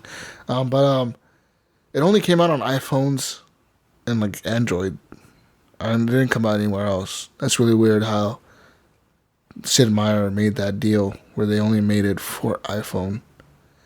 But Civilization Revolution 2 is fun. It's like the first one, just a little bit better, but it just sucks because you have to do it on an iPhone or iPad. Fucking, that shit sucks. I wish it was like a gamepad I could use with it, dude. Like, it would be so much better. God. Mine would be Plants vs. Zombies. They're always updating that game. And they do seasons, like, if it's Halloween or Christmas or stuff like that. They do different things. And I've probably spent, probably $20 on that game. Wow. Over the last couple of years. I'm like, my son will be like, dude, you're going to need this thing over here. So get that because you're going to need that. So be like, oh, that's cool. That's a cool power. Yeah, I could use that. That flower? Sure. Okay. It's a game. It's a great game to play on a tablet or phone. Yeah. That's really it. I don't play too many mobile games. What's another? What about you, Clint? Is there any game that you've bought that like you spent a lot of money on? The couple of games that I've got on my tablet that I play, Puzzle Quest 2. Mm-hmm. I think I paid like $15. Mm-hmm. And then I also got the tablet version of Final Fantasy 9, which was $20. Fuck. Okay. Wow. Yeah. There's some pretty pricey games on there. I fucking love that game though, and that is my favorite Final Fantasy. So I was willing. Okay. Yeah. I think I also bought KOTOR, which was $15 on the iPhone. I spent a lot of that one because I've got a Kindle. It was free in their like Amazon's got it for free in their store. So that one I totally would have paid for, but I was able to get that for free. Awesome. Any game that you've paid for, Eric? No, like I said, I was Roller Coaster Tycoon. I don't think there's any in game. No, it's just like you pay once, right, and you just get everything. But the game that I with Clash of Clans I did, but it wasn't a lot. It was maybe total like $10. Mm-hmm. Okay. But I quit playing that game because I kept getting invaded and it was pissing me off. Same here. Yep. Totally. Actually, that was the exact same thing with me, and it was like $10, maybe $15. Mm-hmm. Yeah. But it wasn't a favorite. I was in a clan that my nephew started and wanted me to play, so I was doing it for the little guy. Next question, guys. What's your favorite piece of gaming memorabilia? Shirts, toys, posters that you own. 2. So I own this shirt. It's a Nintendo shirt with Mario riding Yoshi, sticking his tongue out. Also, it's me, Mario. Also, I have these Star Wars posters, but I don't think these are gaming posters. They're just movie posters. I have an Assassin's Creed poster, the Assassin's Creed Unity one, where it has like all the assassins sitting together. I have Assassin's Creed, like a book. I have Dishonored. You remember Dishonored, the first one? When you pre-ordered it, you got like a special deck with like all the cards with like, it showed you like all the characters in the game. Like, it was like an actual game. Like Gwent. You remember Gwent from The Witcher 3? It's like that, but with like Dishonored characters. It's really weird. You can only play it against somebody who owns like another Dishonored deck, which I don't know anybody who does. Dude, those are probably like worth money then. But I have those, like, the thing that my daughter opened them, which really pissed me off when she did. But the deck is still completely there. Like, she opened them and I fucking got pissed and she put them back together. But like, the deck is open. Things in sleeves. Yeah. Another thing that I have is a deck of like Red Dead Redemption cards. Like, remember the pre-order pack? Like, you pre-ordered it and you got like this deck of like Red Dead Redemption cards. Like, it said Red Dead on them. It said Red Dead. I think it said Red Dead Redemption on them. Has like a skull wearing like a cowboy hat. And those are still sealed, and I have those in my garage downstairs. Besides that, I don't know what the fuck else I own. I don't know. I don't buy collector's editions of anything. So yeah, the only thing I do have, and I'll always keep it, it's the Elder Scrolls V, the Skyrim, it's the whatever they call the this Bible? book. The Bible. It's pretty much a It's Bible. the fucking this thing Bible is really for thick. Skyrim. I remember having that. Yeah. Oh yeah, I had This thing that. is, I've even got notes in there. You know. Got cheap notes. But it came with a big, huge poster, which I still have in here, and then I've got my smaller map, which has been on my wall forever, and it's the province of Skyrim. Yeah, that's the one that came in the game. Right? Like when you bought it. Yeah. Yeah. Yes. Yeah, that's cool. I remember they were like the last company that do that shit. Right. I know for me it was my Assassin's Creed 3 statue I got from getting the collector's edition. Yeah. With Connor on it. Yeah. That's probably by far my best. Like, that beats out my collector's edition of Gears 3 when you get the medal, the cog medal. Mm-hmm. The paperweight medal you get. Yeah, I love the statue. I think it's great. But then like I have all of the Gears of War manuals. Not manuals. Like strategy guides? Strategy guides. They're all hardcover. Wow. Oh, dude, love them. Nice. I even have the artwork book for Gears 4. There's some cool shit you can buy, man. Like, I have the Metal Gear Solid, the last one, Metal Gear Solid 5, the limited edition, the little hand that came in the limited edition. Because I bought that like on a whim, because I fucking found it in store. Like, it was sold out everywhere, and I remember seeing it on eBay for like $400, and I walked into the store and it was like right there. I was like, I'm buying this. So I did. And I had the little hand. It's in front of my TV, throwing up the peace sign. Yeah. Yeah, dog. Oh, hold on, Gunny. I want to touch it. Yeah. Story time with Marcus. I loved that guide. That was like an amazing guide. Yeah, Borderlands 2. But yeah, besides that, I mean, gaming memorabilia it's some of it can be really fucking cool to have, and some of it kind of fucking it's expensive to have because it's collector's editions, man. Mm-hmm. Yeah. like mine right here. It's the art of BioShock Infinite. That's sexy, dude. Fucking Dude. love that game. Yeah, that's pretty cool. Well, that's man. pretty cool. I And always I liked got- those books. Oh yeah, that and then my Gears of War board game. Oh, dude, I want that so bad. Eric will give you $5 right now. Dude, you know how much that's worth? Close to $300-$400. Whoa. Yeah, Eric will give you $305 right now. I will give you a Yeah, blowjob. and- If you UPS it over. He said a blowjob. That's kind of worth like. and when well, it has been a while for me. Whoa. We might have some takers here, Eric. And the guys that made the game, like the actual board game, they were really cool because when I first got the game, when I opened it up, 2 of the little ticker pieces had like snapped off of their bases. Oh, did you glue Yeah, them back together? No, I went to see if I could order like a replacement part, and they were like, yeah, just send us a picture. This way we see, that it's broken. You don't have to send them back to us. We'll just send you the replacement pieces. Dude, that's sweet. Dude, that board game is worth a lot of money because you can't find it anywhere in stores. Oh, I know. When it was in store, dude, it was like it was $99. Now it's closer, like I said, $300 to $400. Yeah, I think I paid like $50 for it on Amazon when I found You it. got lucky. Damn. You can't get it anywhere for that price, dude. I am jealous. Eric, Legit you jealous. got Eric jealous. Congratulations. Dude, totally. Because I've been looking for that.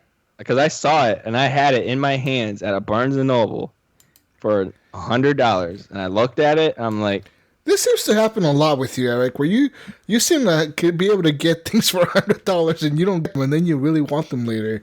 yeah. You were talking about the Lantern last week or Congrats. whatever. The Lance, like that was like $150. I'm like, man, I look back at that now, and that's not expensive at all. That's cheap. Mm-hmm. Speaking of Yeah, that, but no, there's those, and then it was like when we were talking last week, as far as like the best like collector's editions and stuff. Like my favorite is still that Fable 3. Because it came, with like that book with the hidden compartment that had all the little cool stuff in it. It says here, next question, guys. He says, this is for you, Eric. It says, if Eric could build the ultimate Gears character, what head, arms, legs would it have? Like with existing characters Yeah. and just mash them up. Mm-hmm. Okay. I would take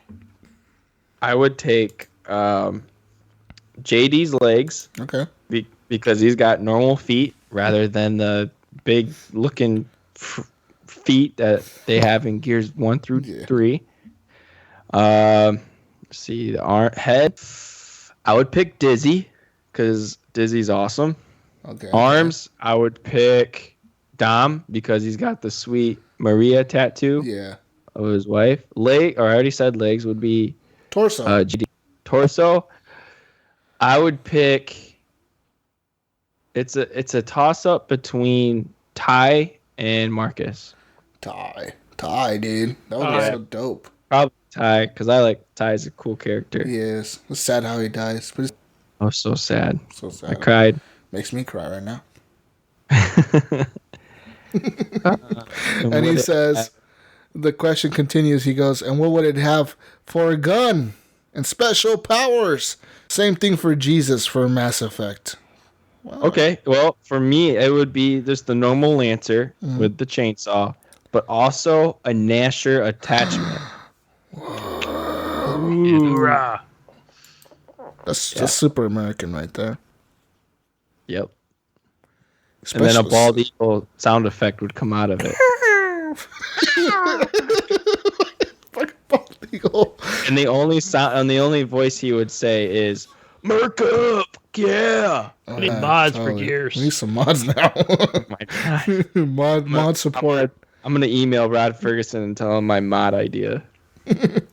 You said same thing for Jesus for Mass Effect. What do you mean for Mass Effect? I mean, Probably your character, like Yeah, he means build your gun? ultimate Mass Effect character. You already had my ultimate Mass Effect character. It was hey, you had Pathfinder Jesus. Pathfinder Jesus was a badass. Dude had black armor with lights on it. Fuck more do I want? Yeah, he already had powers and shit. I had like the biotic powers and stuff I could use. Don't ask these questions, Brian. Jeez. Next question. What DLC have you bought that you think made the game much better? Red Dead Redemption's Undead Nightmare. That totally like added a whole new twist to the game. I had just beat the game, and this came out, so I played it as soon as I beat the game. Like boom, boom, man! I couldn't get enough Red Dead Redemption. Mine would be the campaign story they released for Gears 2. They did a campaign story? It was a whole new side story. I never played that. Shit. I don't think I ever played that for Gears 2. Back. Oh, dude, it's great. I love the campaign. That was one of my favorite campaigns. Oh yeah. Another DLC the other DLC that I would say would totally made the game better was the DLC that came for Mass Effect 2, the Lizard DLC, the Lizard guy, the assassin dude. Because that added like a whole new like chapter to the game. Like, I don't know how people played that game without that character in their story. Like, I don't know how. I just can't even think about that. Sad. The best DLC was definitely Mass Effect 2 with the Shadow Broker. Yeah, was it the Shadow Broker? I don't know. I remember they added like the assassin, which was the lizard guy, right? He's like a dude that can be your companion, and then they added that Shadow Broker DLC too. Oh, that was the best. That was the best DLC ever made. Mass Effect had some good DLCs. Mm-hmm. Too bad Andromeda's not getting any, or not planned. Don't remind me. Sign the petition, guys. Oh man! Did you sign it? I'm sure there is one. I did. Brink posted it in the group. Okay. There's a petition. I think I would have to go with in Oblivion, the Shivering Isles expansion. Because that basically created an entire new realm for you to go to. Yeah. You know, and I would think with the same thing with Oblivion, like the Dawn Guard, DLC. Yeah. Yes. Yeah. Like any of the DLC that you got to play for Skyrim too, because they added all of this depth, and like the Wizard's Tower in Oblivion, you could just really, enchant and create your potions, and you had like this little garden thing where you could, cultivate all of your ingredients, and it was just it was stuff that really enriched and enhanced the game. And I really got to that stupid fucking DLC that came out for Skyrim. What's that, Heartfire? Yeah, where you can build your own home. Build your own house and have kids and get married. I got really into that shit. I was like totally into that on 360. Yeah, and then you're mining the materials and everything. Yeah, I like legit went all out. I had like 2 kids. I had fucking... Yeah, I had a boy and a girl. I decorated my house. It was dope. I had a library. My library had books. I went around Skyrim collecting every time I'd step out of the house, there's always some creature there trying to kill me. Really? Mm-hmm. Yeah. I had a dog even. I had a dog because they wanted a pet. So I went and captured a dog. I gave him a dog. You're my dog now. Every library I had in that game had a copy of the Lusty Argonian Maid. I had a bunch of books. I just remember I went around all of Skyrim just collecting books from all the houses I could break into, stealing all the books, and then I would bring them to my library and just put them into my library of books. I had a tower, and my tower was my library, and I remember that specifically because I built a big tower in the house, and the tower was my library. I was like a wizard. It was my tower. And trying to complete collections of books because you had books that had like 10 volumes. Yeah, that was fucking hardcore. I just kind of put them all up there. I just wanted to look at books. I never read them. I just put them up there. There they are. They look cool. Next question, guys. Fuck. Many questions. Next question. If you could game anywhere at any time, where and when would it be? Well, fuck. Anywhere, anytime. I mean, on my phone, at work. What the fucking question is this? I already do. Yeah, like anywhere. Come on, Brian. Like, what kind of question is this? Sure, at work while I'm driving. How's that? Exactly, while you're in VR. Yeah. I was able to, at one of my old jobs, I was able to bring my Xbox in, and I worked nights, so that's all I did was play video that's games dope, all night. dude. What did you do? I worked at a hotel, and I worked at the front desk, so third shift, yeah. so like Easy. no one was coming in, so I would just sit back and play Xbox or So You're a lucky. glorified security guard, right? basically, yeah. So like they're like, hey, you want to work a 16-hour shift? Heck yeah, I do.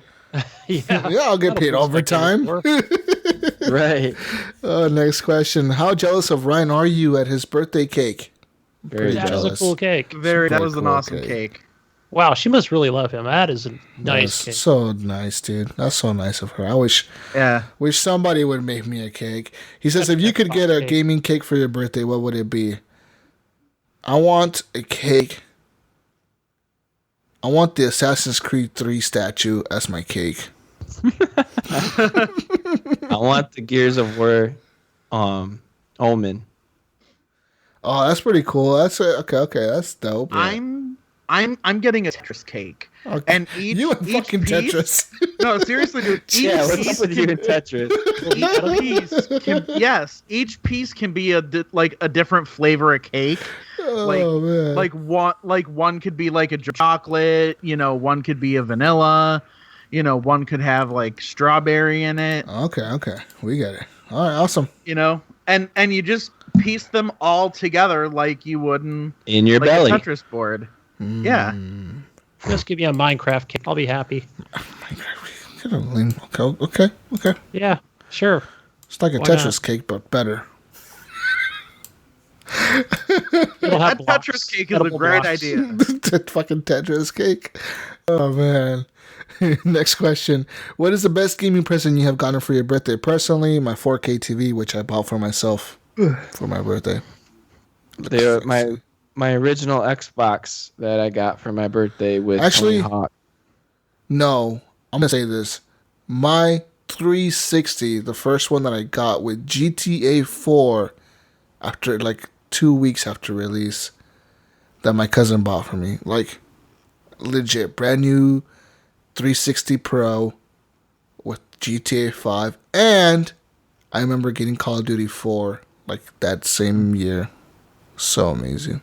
I remember too, like, I got that Xbox for my birthday. I was super stoked, but I was kind of disappointed because I was really hoping Halo would be in there. But I got Tony Hawk Pro Skater, which was also fun. I loved it. Yeah.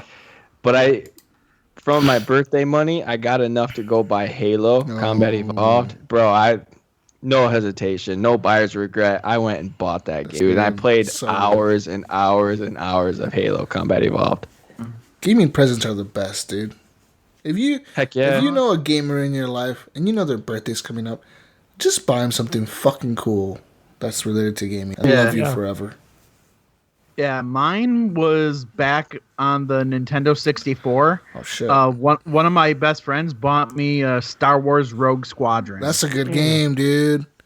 That's the one where you fool around and you tie the little ropes right on the fucking big walkers. Yep. I remember that shit. I think my favorite Nintendo 64 game, it's not Smash Brothers, it's the Pokemon Arena game. That Pokemon Arena game was dope. Pokemon Snap. I loved it. Pokemon Snap was one of my favorite ones too, dude. We just take pictures of the Pokemon. Show's cool. Ken Griffey Jr. Home Run Challenge. I actually loved the Zelda Ocarina of Time. That's probably my favorite Zelda game too. Any cool gaming presents you've gotten, Gunny? No, I pretty much like. I don't think my iPad Pro is really a gaming thing because I don't really game on it too much. Hey, I watch Twitch on there, but I mean everything else I've always worked for. I've always just went and bought it. Whoa, Mr. Moneybags over here. Well, what about one? Yeah, never mind. I was going to say something about your new headphones you got because your wife gave you the okay to get them. Yeah, what's up with that, fucker? Right. Yeah, I got the headphones. Square Elite headphones. I got an LG TV, which I don't have up here now. It kind of looks like crap, but it came with the sound bar. Nice. So that was pretty cool. That was a good Christmas gift. Whatever you can game on. That's awesome. What is your favorite arcade or pinball game that you have played? Never played one. You never played any arcade games or pinball games? Oh, okay, arcade. The X-Men arcade game. That was pretty cool. I remember playing That one was dope. as a kid. I remember I used to love that game. What the fuck's that game called? You'll know this, Clint. You're driving a car and you're shooting a gun on top of the car. Road Blasters, Road something. There was a couple of them like that. There was Road Blasters was one. There was another one that was like a co-op one where one drove and the other shot. No, you have like the little red buttons on the arcade machine and your left steering wheel and you're pressing the pedal and you're driving and you're shooting and yeah, I think that's Road Blasters. I played it at the laundromat so many times as a kid. As a kid, dude, like fuck, I spent so much quarters. I played a lot of Pac-Man. It's Pac-Man. My laundromat always had lame arcades. Pac-Man also. They always had the shooting ones, with the gun, and then that was mainly it, really. And I remember they had the other one. You remember the one that they had up there? I remember they had one at my laundromat when I was growing up. They had Pac-Man, they had Road Blasters, and they had Centipede. They had the fucking the one with the Uzi on there. You had an Uzi and you. Yeah, I know that one. I don't know the name of that one. Yeah, I know the one you're talking about. I remember my old dentist. They had a Pac-Man machine, and they rigged it to where all you have to do is just have touch the wires just a bunch of times, and then it just gives you credits for how many games you want to play. So that you never had to pay money to play Pac-Man. Nice. That's nice of them. At least they weren't dicks making you pay for Pac-Man while you were paying $800 for your teeth to get fixed or some shit. Like, hey, were you paying us for the root canal? Why didn't you go ahead and pay us for Pac-Man too while you're waiting? Give us the extra 25 cents. I think arcade wise, I think my favorite one was the first Teenage Mutant Ninja Turtles. Yeah. Yep. Which the X-Men and the Simpsons use the same engine for it. The Simpsons one was great. I loved that one. But Simpsons then bowling. Oh, that's I like those on the Super Nintendo. But then pinball, I'm gonna have to go with Addams Family. Pinball. Mine would be the one you get on the computer when you don't have internet. Yes. The 3D little pinball. Yep. That's the only one I've really played. Mine would be Terminator on pinball. That was always fun. I'll be back. I'll be back. Get to the chopper. Guys, moving on from Brian Tope's questions, we now have Evan Tanaka's questions. I swear we just spent an hour on very hard-hitting questions Evan Tanaka asked us tonight. He's asking, first off, very important question because he's engaged now. He asked, where do babies come from? Well, they start in your ball sack and then they go into the vagina. Well, there's a big ass bird that comes flying. Yeah, when you bust a nut in her cooter, a big ass bird comes flying through your window. He crashes through your window, and he drops off the baby for you. Just watch the movie Storks. You'll understand everything. Totally, that's where they come from. Totally. Mm-hmm. You'll find out about that. Just watch Storks, dude. That's where they come from. Make sure you wrap it. Wrap your willy before you get silly. Or watch Boss Baby. Shows you where the babies come from also. Ooh. Or Look's Talking from back in the day. all those movies. They show you all where babies are coming from. Pornhub. Yeah. Or any of those like HBO or Skinamax like late night movies because they don't pull out. All the time. Yeah, next question he's asking us here, hard-hitting questions. Why is the sky blue? Magic. Why do tigers have stripes? Because it's sad. God made it. Because this is America, that's why. And these colors don't bleed. It's red and brushed, but blue over here for America. America colors right here. Mm-hmm. That's because we're awesome. I got a good answer for the next question. This is next question. Important questions here, guys. He's really needs these answers. Cinderella's shoe was a perfect fit. How did it fall off? Because she has some bad athlete's foot, and her foot was really sweaty, and it just slipped right off. Yep. I think she was clumsy. She's just really stupid, and she tripped and it fell off. Yeah. She was blind, so I mean, she's really stupid in them. She's stupid. Just face it. That is true. How did her shoe fall? She had 2 left feet. How did her basically. shoe fall off, Eric? Tell me. I mean, that's a good question. Good question. Evan, now I am dumbfounded by this hard-hitting question. Hard on that dance floor, man. Her feet just got really sweaty. What if she broke her heel and it fell off? And she's like, I need to take this off because I'm going to fix it later with some crazy glue. And she took it off. She's like, I'm going to set this over here. And then she left because she was so glass. She was so tipsy. She was lit. Wear socks. How the hell did glass shoes support her weight anyway? She was lit, and the club was popping, and she was lit, and it was a lit night, fam. So she went home drunk as fuck. She left her shoe on the dance floor because she broke it. And then that's Isn't that the song? What happened? I'm not I don't fucking know. I don't know. We're deciphering why Cinderella's shoe fell off if it fit perfectly. Good question. I don't know. I don't fucking know, Evan. We're stumped. We'll never know. The HGP research team was gonna look hard into this. And we'll get back with you next week. We're gonna look why Cinderella's shoe was a perfect fit and fell off. Next question. He says, "What happens when you spill stain remover?" That's it. Yeah. Then you run out of stain remover and need to buy more. Yeah. I think you just erased the carpet. It's like it's gone. The floor is lava. The floor is lava. No. Good answer, It's a good Eric. game. It's on PC. Check it out on Steam. This is towards Eric here. He says, "Is 8 Mile really 8 miles long?" Yes. Yeah. Well, Exactly. You measured it. You went out there with a measuring wheel. Yeah. Eric went out there and he reset measurement. his mileage on his car as soon as he got there. I did. And he drove straight down 8 Mile. 8 miles, nonstop. without getting shot. He survived. It's Eric's hood right there. 8 Mile. Yeah, man. That's my neck of the woods. Mm-hmm. That's all the hard-hitting questions this week, guys. Very impactful questions we have from all the community members. If you want to leave questions, you can go ahead and do so at Horrible Gamers Podcast Community. That is over at Facebook.com/groups/Horrible Gamers, spelled with an S, just like the show is. Also, you can follow us on Twitter at _Horrible Gamers. Leave us a voicemail number at 971-319-1421. 971-319-1421. Please leave us a review on iTunes. And guys, ladies and gentlemen, before the show is over tonight, I want you to sit there and think about Ryan's birthday, Clint's birthday coming up in 3 days, and happy birthday to my friend and old co-host, Sean Iams Fuller. It's his birthday today.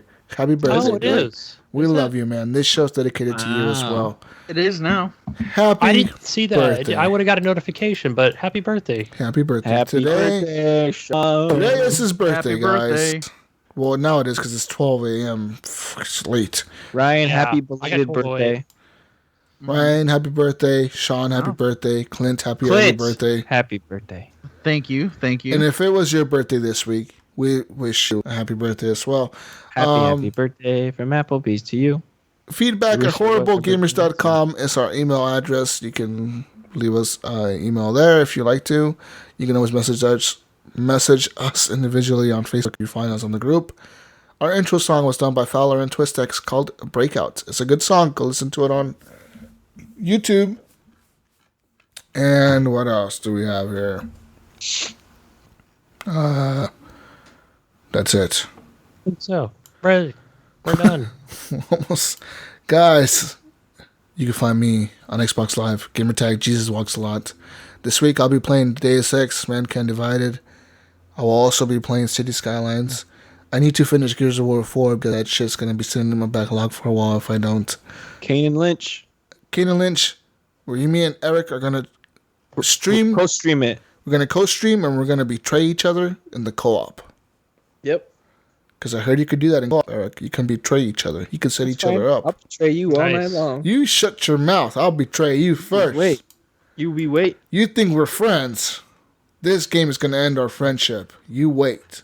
Oh, yes, it will. You watch out. You watch out. I'm coming after you, man. We're gonna play player.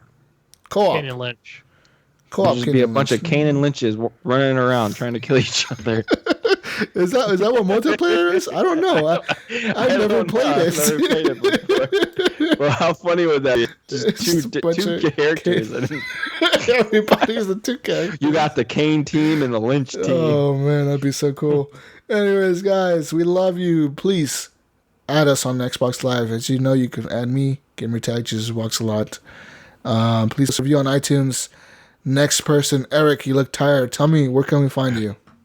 You can find me on Twitter at EpicErk, and you can find me on Xbox and Mixer, St. Nicholas. And then you can find me on the Nerd Wells podcast. That's my other show. Hit us up, listen to the show, let us know how we're doing, because we're pretty new, and we would like to get as much constructive criticism as possible so we can make ourselves better and improve the show. We watched Spider-Man, so we just did a Spider-Man review. Nice. So keep an eye out on that. Good movie, by the way. Go watch it. Probably the best Spider-Man I've ever seen. Awesome. Find me over at Xbox Live, guys. Gutty Chief. One word. And on Steam, Gutty Chief. Clint, where do we find you, buddy? Xbox Live, Vengeful Jedi, or at geekdigpod.com, which is the main page for the Geek Dig podcast, which has the links to everywhere that we are, all of our contact info, all that good stuff. Oi. Jesus, take us out. Love you guys. I'm out of here. All right. Ryan Gibson, find him. Gib87777. He's taking the week off this week. Literally, I have to edit the show. This is going to be hard. It's a lot. We'll do the show next week, like an hour before our new show. Yeah, you'll be listening to this. This will be relevant Next week. Love you guys. I'm out of here. Peace out, Brussels sprouts. Peace out, Brussels sprouts. We'll see you on the next week's edition of the Horrible Gamers podcast. Thank you to our guest host, Wingman, TXL, Brink. We love you. Don't forget about Clint over here. Clint, thank you. Eric, we love you. I love you. Gunny, brush your teeth and go to bed. All right. Bye. Bye.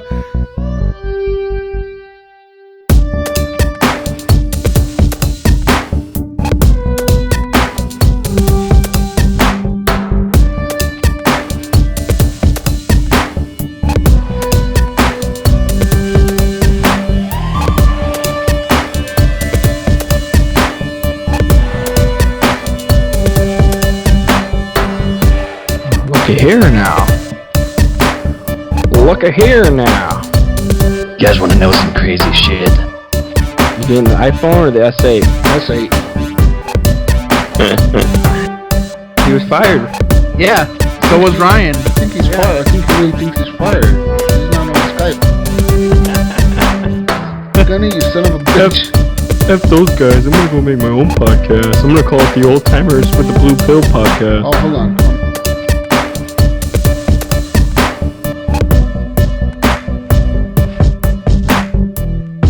Hello, this is Horrible Gamers Pizza. I'd like to place an order. I was hoping to get 2 extra large pizzas with extra P-mail on there, please. Don't skimp on the P-mail. I want P-mail spread all over that, please. And that'd be awesome. And if you could deliver to my place at 420 Southeast 666 place, that'd be awesome. Thank you very much. Love you guys. Bye.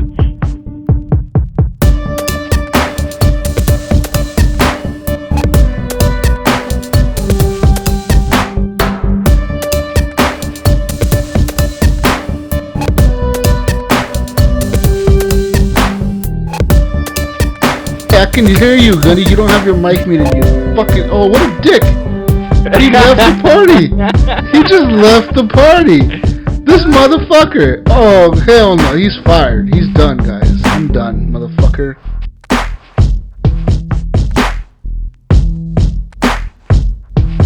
What happened to Brink? He's I'm here. I just had to He's just touching himself.